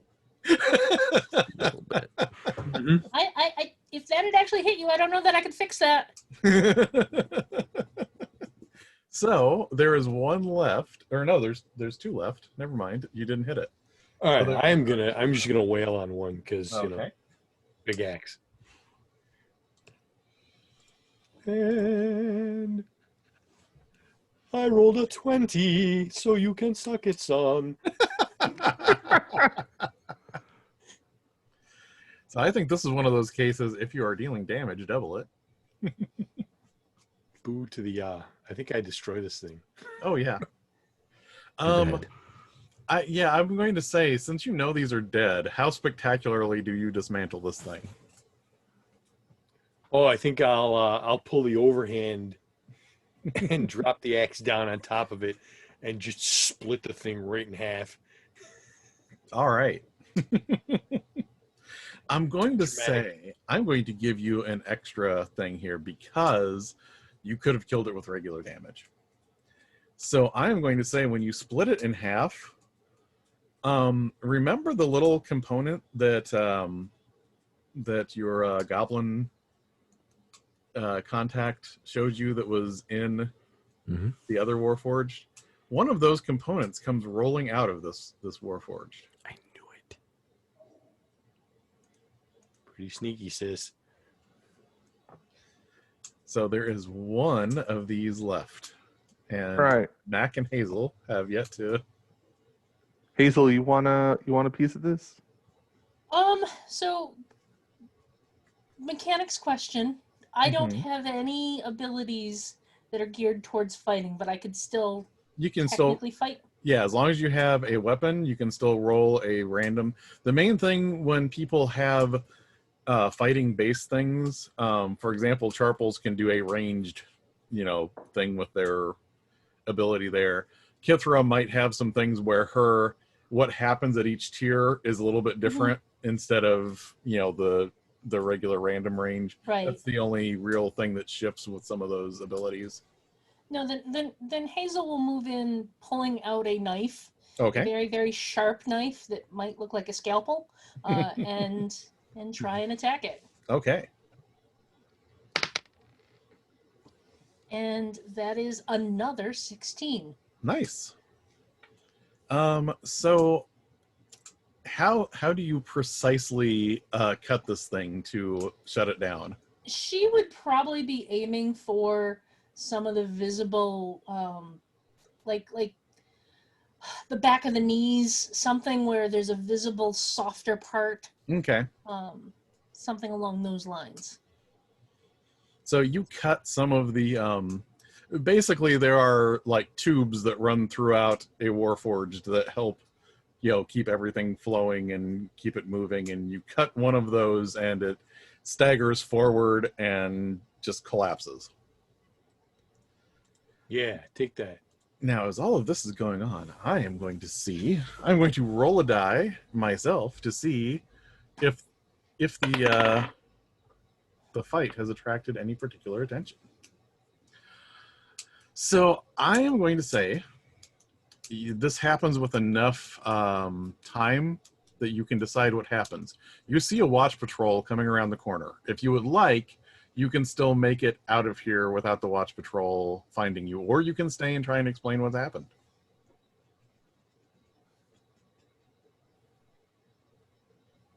The most important thing to Charples is getting the component and leaving without being seen. And if he can't leave without being seen, he will grab the component and deal with the watch. I'll stick with that. I can live with it. Okay. I'm going to say there is enough of a risk in grabbing that you can still get away, but I will have you roll a d20 to see if your grabbing it and trying to go will. Okay. And can we also say that Hazel snags one of the awful author's books? Oh yeah. Is a 2 bad? You're killing me, Charples. Eventually, yes. So here's a question. Narratively, did Mac actually set fire to some of these books? Oh yeah, no, that's if there is a large pile, Mac would love to set one of those books on fire, and yeah. So here's my question. Racist drivel has no place in Mac City. So, Charples, I'm going to say this thing rolled close to the books, and you get burned for 2 points of damage, and it rolled under the platform where this person was standing. You might still be able to grab it and run if you want to take that chance again. No, one of the things I picked up when we went up a bit is I took a thing called bamboozle. For 1 action point, you make a nearby creature mildly confused about a specific subject until you leave the area. For example, one of the examples is a guard confused about who's authorized to pass. I assume this would apply to the local watch members. So I will attempt to bamboozle my way out of here by confusing the guard while I grab the thing and leave, and the damage I just take.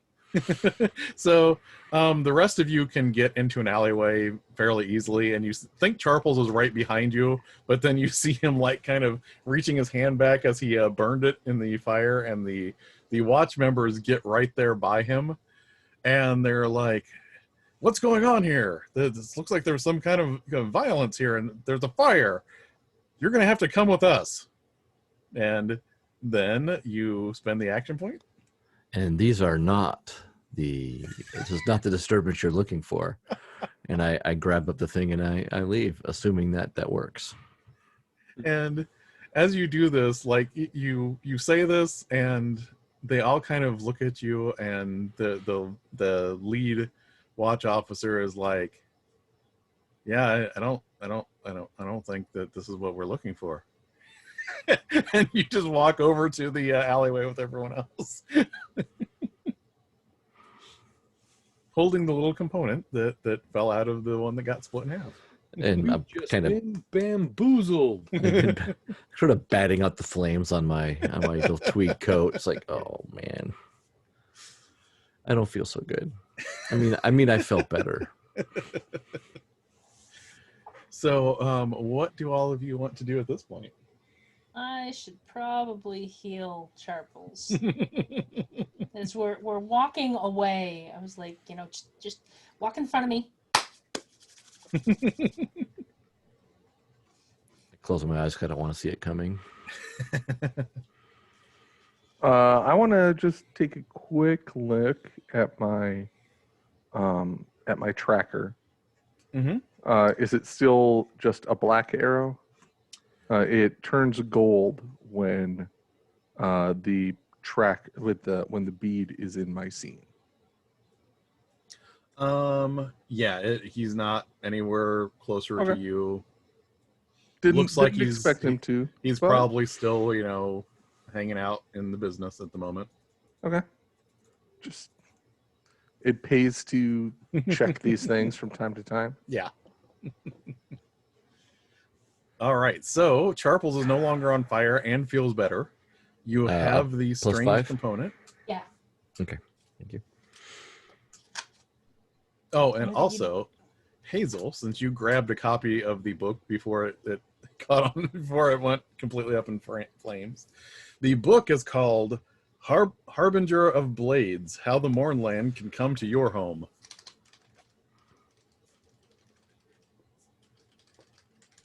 What you know about AIDS? And what's the author's name? The author's name is Tyven Grell. Is this a handwritten pamphlet book? No, it is a printed. It is a printed book. He actually Son went to of a a printing bitch. house to have this done. Wow, that's a lot of effort. So little artisanal propaganda in Eberron anymore in Sharn. It's just disappointing. Propaganda papers. Mhm. And I'll say it doesn't take a lot of effort to realize that on top of the stuff that he was saying there are all sorts of screeds in here about, how the Lord of Blades is going to, incite all of these riots because he's telling Warforged that they need to rise up and throw down people. And even though he seems like he's far away, there are cells that are dedicated to him in all the major cities across Corvair. Hey, Racist Hazel, assholes. how often can you do that lay on hands thing? I mean, there's a certain limit, but are you hurting again? Still, Okay. I was hold literally still. at 0 out of 10 when they took it. Here, hold my book. Yeah, Kithra, you get to see this garbage pile of a book here.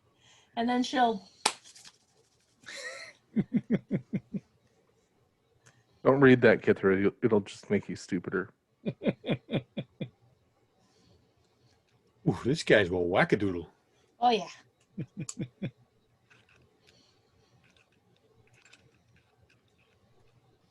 Yeah, if you follow his train of thought, like the every Warforged is secretly part of this organization that the Lord of Blades is fomenting in all of the different cities. Yeah, Yeah. because reasons. Now, I mean, given I'm not opposed to a good revolution. well, I mean, as far as like all of you that living in Sharn, I mean, you have heard vague comments about the Lord of Blades, but there's like conflicting information. It's just some Warforged radical that lives out in the Mournlands. Derp. Excuse me. Kithra, please. That was a big steak. Mushrooms. Yeah. Mushrooms make her gassy. So what would you like to do now? You have this component, you have this book. We have to file a story. That's true. We also need at some We point do. to go talk to the nephew. Yes. Oh, he's not going anywhere. No. We've got Yeah. time on that. He'll be there for a He might while. be dead before we get there, but Yeah. Now, do we think this I component? wouldn't be real broken up about that. No, neither would I. honestly. Well, did the rest of you mention to Hazel that you have seen a component like this before? Oh yes, absolutely. No secrets. Do we think it's being like added to the Warforged and making them sick, or is it a component that's part of most Warforged and is just reacting We've- to? We think this is a component inside the Warforged to get them to act. That gets them in this kind of weird fugue state. yes. The But it's in them from the beginning, or it's being implanted. We don't really know that, but it seems unusual. what you remember from Gelmer was Gelmer said it's structured like a lot of the modular components that Warforged normally have. So it doesn't look like someone, it looks like someone that is normally working on Warforged would have designed this. But most Warforged components are not something that is put inside them, you know, where you would have to take them apart to put it in there. Most Warforged components are something you could swap out externally. Okay. So this is not a standard thing coming out of the forges. This is It feels aftermarket an to me. implant. Okay. But it does seem like someone that was intimately familiar with Warforged components made, though. It wasn't just Right. a cobbled together. I mean, but that is probably what, thousands of people across, you know. I Probably mean, any skilled artificer could produce this, presumably. So, I mean, we're definitely dealing with someone with knowledge of Warforged, but it isn't, narrows it I down mean, to the phone potentially someone from House Cannith. Yeah. Was the first one of Yeah. these you saw from a dead Warforged? No, that was your friend that you helped go out on the farm that was kind Yeah. of terrified to have his chest plate Fight off Yeah, it was most of from a us. sick Warforged. Well, we could just ask him questions then. Oh, that's a bit of a trip. It's very sensitive and probably doesn't want to talk about it. He was very upset. I don't think that would be a good idea at all. We definitely if did he not could send help him and other trio witness people, out of the If city. he could Definitely help, didn't do that. You sent him to a farm, didn't you? Upstate, yeah, I where mean, the this is- Warforged. Yeah, You say that like we sent him there to die. it's a It's very Not nice like, place. you know, like, We yes, sent him our to a There's plenty of farm. fields for him to run around in. There's like an oil place so they can lube up. It's quite nice, I've been told. Oh goodness. Okay, well, we can't question him then. Yeah, we would love to question him. It's safer for too, them. well, no, it's too much for us to. Like, I mean, we would have to leave the city and travel out there and blah blah blah. Like that would. And That, out there is just full of nature. well, it's also not an insignificant task for us to do that, right? Besides, do you remember when you were born? Do you remember the surgeries you had? I don't. Okay, all right, bad question for you. I'm sorry, but would a normal person remember the surgeries they Well, I'm had? just saying, Probably if it was an not as aftermarket much. thing that was added to him relatively recently, maybe there might be a clue there into who's doing this to them. that's a good point. I think we should Yeah. talk to I mean, we can start Numbnuts with Boromir. yeah. I agree. If we don't get anywhere with him, we can definitely follow up with with our Warforged friend. I'm just saying, out of character, like I'm probably the only one of us who doesn't have a car and like understands how much of a hassle it is to leave a city when you do not have a car or your own mode of transportation like that. Like, I mean, we could hire You could get someone to cast. Well, Light. maybe we'll see. I mean, hey, maybe the I editor, can't- maybe I the can't editor cast will it. hire us a small airship. We No, can let's- expense it, right? Speaking of the editor, we should probably get you back there so you can write a story. we gotta get us. We gotta file something. We gotta file a story We gotta file something. or two. Yeah. Yep. Get you back. So, Jared, if you'll allow Yeah. this, Hazel has a wharf. Basically, there's at one of the many various bars and pubs mhm. Hazel will rotate through. One of them has a Warforged bartender, Mhm. and she will at some point make a detour to kind of go, like, give him a warning. Okay. Let him be aware that somebody is messing with the Warforged, and to pass it on to any of his Warforged friends. Okay. Be on the lookout, because somebody's not doing right by you folk. That is an easy enough detour, especially since Charples and Mac have to kind of cobble together a story to hit a deadline here. Cobble. We do not cobble. We are professionals. They Fabricate. exquisitely craft. After a 3 martini lunch with a mob boss. I'm not saying there might not be some editing required. I don't know. Whenever I write something, it never needs to be edited, right, Bob? Never. So we're gonna write a story. Let's go back to the newsroom and get this thing ready because we have a story about the Boromir clan. And Their generosity and civic generosity and Well, generosity. Yeah, that's Yeah. what I was going to say. What are the main notes of your story before we roll to see how the public receives it? I definitely feel they're on the right thing there, Mac. Where it's going to be emphasizing their generosity and downplaying their complicitness a little bit. Yep. I mean, I know it wasn't asked to him, but he's doing the right thing here, and I think that's yeah. going to buy some a little bit of. Oh slack yeah, to but me. I mean, we're also doing it just a little bit of twisting the knife and sort of putting them on the hook for some things they probably don't want to be on the hook for. And I am prepared to put a little sugar on that knife when I give it a twist. All right, sweet. So we are in agreement as to the tone and substance of the article. believe All we right. are. I think there should be a second piece about I know we're not editorial, but sort of I kind of want to start pulling together threads about the Warforged and what's going on with them that we're seeing. Specifically, like, hey, this is violence against members of our community. It can't be allowed or tolerated, especially since the Warforged are such a disadvantaged group in Sharn society. So All right.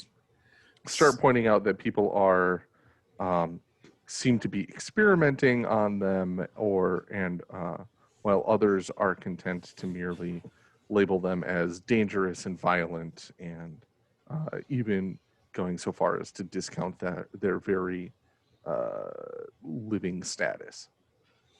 All right. Who would like to roll to see how the public receives the Boromer clans are not as bad as you think, and also they're probably going to pay for all of this damage article? Not John. All right. Well, I I can- could not possibly have rolled any worse, but not, you're right, not me. I not am me. the person who brought it up initially, so that'll. I that one's think on you're me. appropriate. All right. God damn it, John. No, you cannot blame your crappy dice on me. I'm like 1,000 miles away from you right now. You cannot blame me. I was rolling really nicely until we had this shared assignment. That's a 6. All right. Well, I mean, it's a tough choice. It's not. Okay. I'm going to say that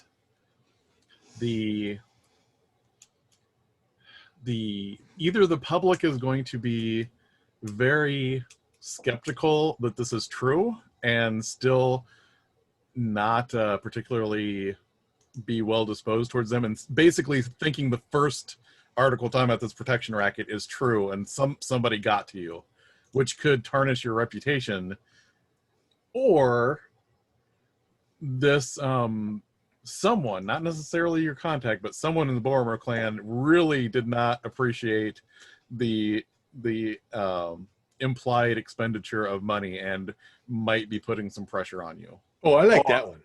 Yeah, I'm going option number 2. Okay. 100%. I was thinking 1 would be more fun, but 2 sounds great too. I love 2 as well.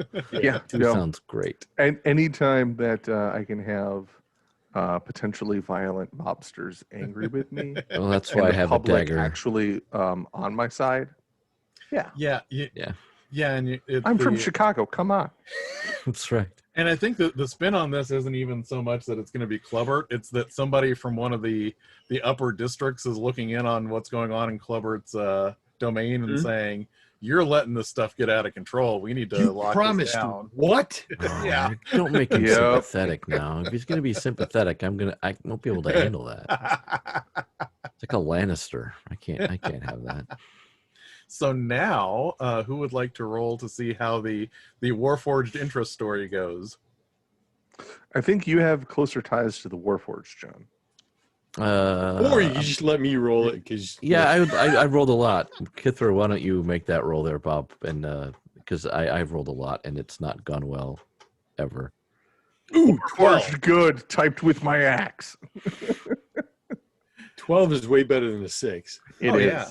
It is So- twice as good. Twice as good. Yeah. Yeah, I mean the public. It's a good article. The public is concerned. A lot of people in the public like Warforged. They're not particularly thrilled that there's kind of this pushback. There's always going to be some assholes, and those assholes usually really dig in. So those people have not changed their mind about Warforged, but a lot of the common regular people are like, "Yeah, this is ridiculous." So yeah, the Warforged story, it's getting some traction in there. Interest stories always win out in the end. Even Warforged interest stories. So while all of you are here, filing your reports and getting this ready to go to print, and Gelmer's getting it ready to get printed for tomorrow's edition, let us cut to Hazel and your contact. Okay. And Your contact's name. Do you have a name for a Warforged that would be working as a? Is there a name for the thing you shake drinks in other than shaker?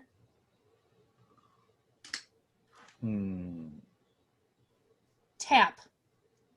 Yeah, that's a good one. Yeah, they adopted. Tab or tap? Tap, because Okay. he's a bartender. They adopted the name Tap because they wanted to get away from the name that they were assigned when they were working as a soldier. And just out of curiosity, is this somebody that was built for like cataloging information? Was this someone built as a scout? Was this someone built as a frontline fighter?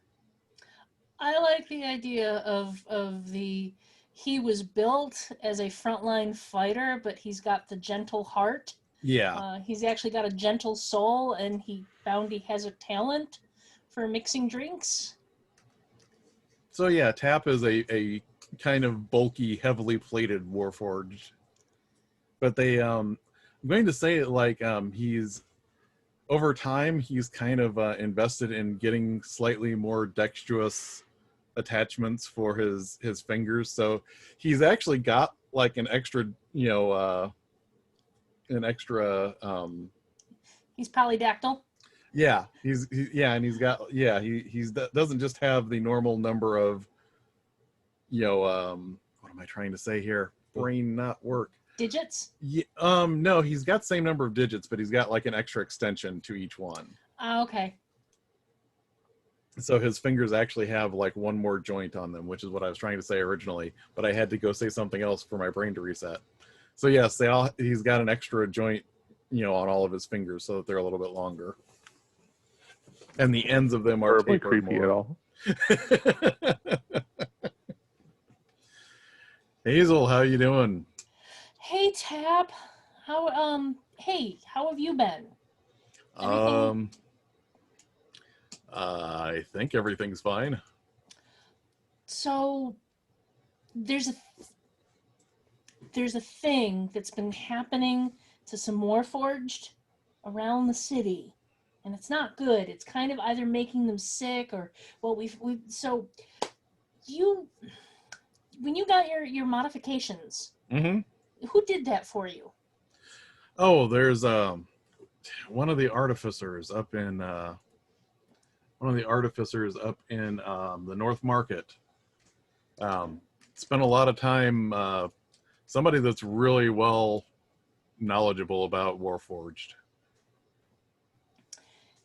Is that common? Do Warforged do that to themselves relatively often? I mean, the finger thing. A lot of Warforged that are still working in the trade, and when he says the trade, he means Warforged that went into becoming mercenaries. They're still Mm-hmm. working in some sort of military profession. It's like a lot of Warforged that are still in the trade will get components to adapt them to different missions. For example, someone like me might get some extra padding in case they have to do scout work that they weren't originally built for, things of that nature. But there are a growing number of us that are looking for things to help us adapt to civilian life. So basically, I've seen this twice. Well, I've only seen this once, but some friends saw this twice. We found this component that was added to the interior of some Warforged that seemed to be like making them sick or overriding them or just not good things. And have you ever heard of any, are there backstreet artificers that'll do stuff that's not, illegal, but like a back alley surgeon, except for Warforged? The only thing I've heard, and this is like crazy talk for anyone, this is just out there that anyone would attempt this, but I've heard rumors that there might be an artificer out in that's working in the Fallen neighborhood, and the rumor has it they're trying to basically emulate Dragon Mark, which obviously, Warforged aren't born, so they aren't born to any particular lineage, but they try and do this sort of infused, I don't know, some kind of internal surgery to try and infuse them. I've heard it had something to do with, that was more about putting a dragon or a dragon shard into someone and then triggering some external tattoo. But I haven't heard specifically of putting just a component inside someone. And this component looked nothing like a dragon shard or something. No. Like an old dragon. Yeah. Do you have a name? I mean, it doesn't sound like the same thing, but it might be worth investigating. And the name will not sound familiar to you, but to the rest of the group, if you bring this up, the name is Neng, who is a rune-bound dwarf that works as an alchemist and basically a back alley doctor.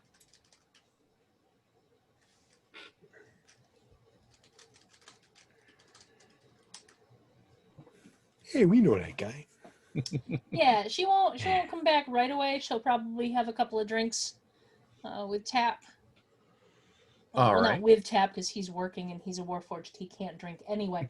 But she'll hang out with him for a bit and then head back to the paper to check on our illustrious authors. So as Mac and Charples are getting their stories off to press, what's Kithra doing? So now that I've successfully got them back to the office again, I'm going to hang out, take the whetstone to the axe, check my gear, make sure everything's, up to snuff, because at some point we may be making a run down into the cogs. So I want to be ready. All right. So while they are busy, Gilmer wanders up to the first floor, which Gilmer doesn't often do, because Gilmer likes to work on their printing presses downstairs. Mm-hmm. Hey, Kithra, how's it going? I'm just waiting to run the papers for your friends to finish up their articles. Yep, I'm waiting any minute now, and then I'll turn on the thing and pull out the papers. They'll be done when they're done. Yep, I know. Yeah, Yep, and then you'll be good to go. You're gonna love this story. Hey, Good stuff. have I showed you these? And you notice Gilmer is wearing shoes that have soles on them that are about this thick. And Gilmer's like, watch this now. Keep your eye on them. And Gilmer turns a knob on their belt, and the shoes start to expand and raise them up. Now watch. And Gilmer turns it the other direction and starts lowering Gilmer back down again. Now, Gilmer's a goblin? Yes. Okay. Are you insecure about your height, Gilmer? No, I just can't reach things down there. Have you Okay. seen how big that printing press is? Then that's super clever and very useful. Hey, do you want a pair? I can make you some. No, I'm good. Okay. Do you think Charples wants a pair? I don't know. You'd have to ask. Yeah, but see, if I ask, that's going to slow him down writing the article. Well, and no, then I can't don't run the ask now. press. You ask when they're done. Oh, so what Hey, you're now that saying? you've got this done, and I'm going to send it to press, do you want me to make you some of these fancy shoes? So See how your theory is that when something pops into your head, you don't just immediately say it to someone? No, sometimes you save it. Sometimes you just save it, and then you do it later. Huh. It's a wild concept, I know. But, try it once or twice. See how it feels. You might like it. You might not. I gotta write this down. I'll be back. All right, you do that. Kilmer walks back downstairs. That is a odd little goblin. So all of you get your things off to press. Gelmer is running the press and all of the issues or all the papers for tomorrow. Hazel, you make it back to the paper, and it's getting a little bit late around the offices. There's not many people other than Gelmer and a few people in the shipping department that package all these things up for the people to pick them up early in the morning. So did you finish? Yay. I mean, as much as any article is ever really finished. Article's finished, but the story remains. Oh, that's good. You should write that Write down. that down. Yeah. I do words for a living. You should be like a writer or I something. should Sharples. try that writing. It sounds like a good thing for me. I agree. So I was talking You with a word friend of good. mine and was asking him if he's heard of anybody like kind of like a back alley surgeon, but for Warforged. And he mentions this artificer named Nang, who has been trying to put dragon shards into Warforged to create like a dragon mark type thing. And it doesn't sound exactly like what we've been dealing with, but it could be similar. And he's somebody who's messing around inside Warforged. Also, that sounds really ghoulish and terrible. Just all around. Dreadful. And all of you, no good can come from any of that. you No. do remember Nang, and the three of you have code names to get into Nang's shop. Yeah. You do. I forgot to write it down. It's okay. I Anyway. have it written down. That's good. It's probably on YouTube. Also, I it's- didn't like that guy at all. I didn't like him. The fact that it's Nang, I'm trying to forget that I know him. Actually, is probably where I'm at with that. Yeah. Put that on there, T-Bone.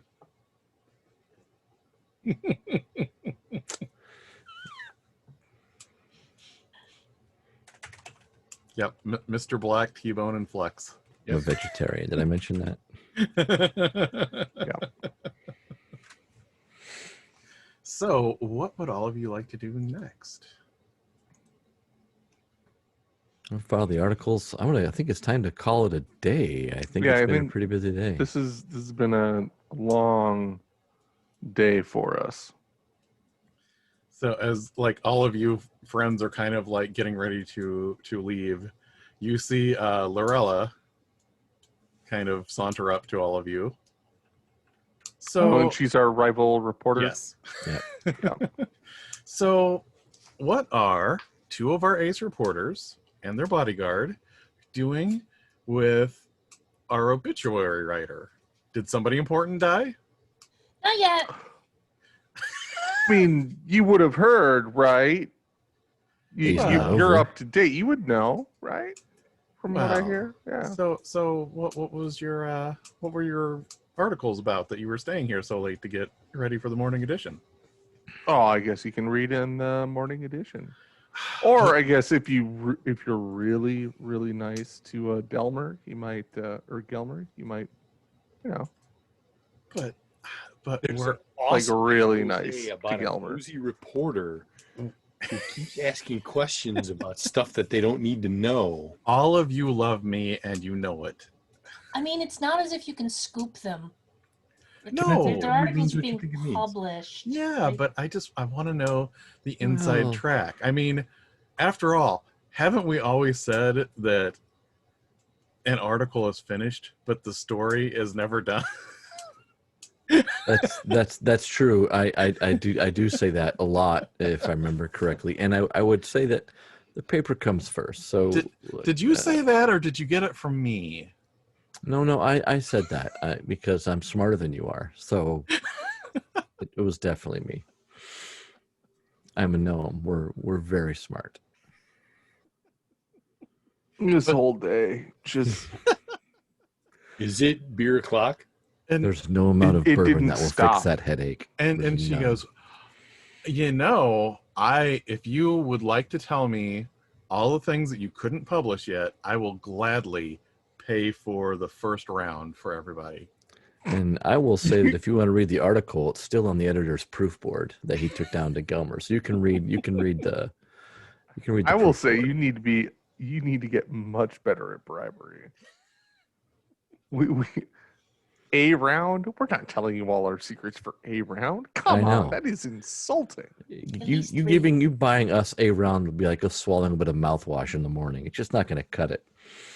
Fine, I will pay for your drinks until all of you except Kithra are buzzed. I am not taking that bet on a dwarf. I'm in. Sorry. Which Oh, is nice. funny I'm because in. Hazel I'm in. might actually Hazel may be conditioned enough to cause problems here. Oh no, I'm not that smart. I'm definitely in. Free drinks and I'm there. I mean, I think It's been a long day. We have a long day ahead of us. Sharples, you want to work that angle? Get you some. That's fine. I'm going to bed. what? Hey, she What said does it. that mean? You love her. Do you mean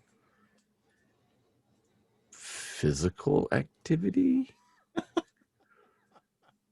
Look, if your parents didn't explain it to you, That's I am so not prepared to have this gross. conversation. No. I mean, the height difference can be a complication, No. but it should never stand in the way of two people who love each other. I'm just It's really picturing just an opportunity to get creative. I'm just picturing I- like Hazel turning this into like a sex education lesson, you know, like the very anatomical. No. That's not what's gross about it. I mean, if you get some of Gelmer's new shoes, that can change the dynamic of the whole thing. It's. I don't believe changing height's going to fix the fundamental issue here. Oh. Okay. And Lorella is actually listening to this whole thing, and her jaw is just getting like as a she's not even in changeling. the room. As a changeling, her jaw drops further than you would actually think someone's jaw could drop. That's a disturbing look, and you shouldn't do that ever again. Right. Can you do that a little more slowly? No, don't do that. Let's go have a drink. I'll give her the deals on the story, but You know I'm not what? going to. That's give all the- right. I'll read the paper tomorrow. It just kind of wanders off. I'm not getting any free drinks. I'll buy you. That's it. I'm It's crushed. not worth it, Sharples. Crestfallen. Disappointed. I think they'd Sad. make a cute couple. So I think this is probably a good place to wrap up for the evening. So you have the lead of talking to the nephew down in the cogs. You can follow up with Nang or anything else that you might want to try and do. You could even try and make it out to the farm to talk to your Yeah. Warforged friend. So you have a few leads to follow up on here. And I am not opposed to going out to the farm to see the Warforged. I'm just saying that is a not insignificant amount of time. Yeah. We I have think that other leads we can follow up on. we more would have to have directly. a scene. We'd have to convince the boss to pay for that expedited transport, and that would be a very fun scene. Yeah. Because you remember the last time we asked him for that? You remember? Only vaguely. Only vaguely. And I'm still, my finger still doesn't straighten out fully. Well, thank you all for playing. Also, I'm going to say this before you can all add 10 more action points for finishing up the session. Everyone can add a new ability to their list of abilities that they have. Yay. Awesome. Huzzah. And anybody have any last minute things? John, would you like to sign off with anything? No. Everybody remember to vote, please. Indeed. I dropped my ballot off at the Loop Super Center. They have an early voting whole thing set up. So Unfortunately, my in mail-in. Texas, I can't mail in. I have to mask up and go in person, which I will do proudly. Yeah. I got my mail-in ballot, but given the shenanigans around USPS, unfortunately, I don't trust Yeah. I don't trust them to to do it. So I was concerned about even getting the mail-in ballot Yeah. with all the postal shenanigans that were potential. Yeah. So I said, you know what? I'm going to do the in-person early voting as soon as they open up. I felt Same. much better once I got this. Yeah. Because it actually arrived. So. Yeah, so I got my ballot last week. I filled it out this past weekend, and then the Super Center opened up on the 1st of October, but unfortunately I was working downtown on the 30th. So I had to wait a week before I could drop it off. All right. Bob, do you have any last minute thing you would like to sign off with? It was fun as usual. And I was very happy to have Ange finally get involved and be able to join us. Thank you again for facilitating this whole thing and giving No us the problem. opportunity. And thank you to everybody who may be watching this at some point. And we'll see you next time. All right. PK, you have anything else to throw in here at the end? I am really enjoying the dynamic we are establishing here. This is a lot of fun. I'm It enjoying is. this a lot. So yeah, I'm looking forward to more sessions. All right. And do you have any last minute words? I realized I forgot to introduce my sentient pigeon. Oh, no. Okay, that's How do you leave that out? That's a sentence. I know. So he's gonna show up next time. That's Wow. Way to bury the lead. Well, bearing the leads, it's appropriate for a newspaper-based campaign. So. See what I did there? I mean, he's an intelligent creature. He's an intelligent, awakened pigeon. He has his own life too. So. Yeah, he was busy doing pigeon things, and he can show up next time. He was off filming an episode of Good Feathers. There you go. Oh, boy. Oh, Come on, that was a great part of Animaniacs. It was It actually. It was, yeah. Feathers was great. All right. Well, thank you to anyone that might watch or listen to this. Thank you for all of you for playing. I'm having a lot of fun running this, and I will see all of you next time. And thank you. Bye.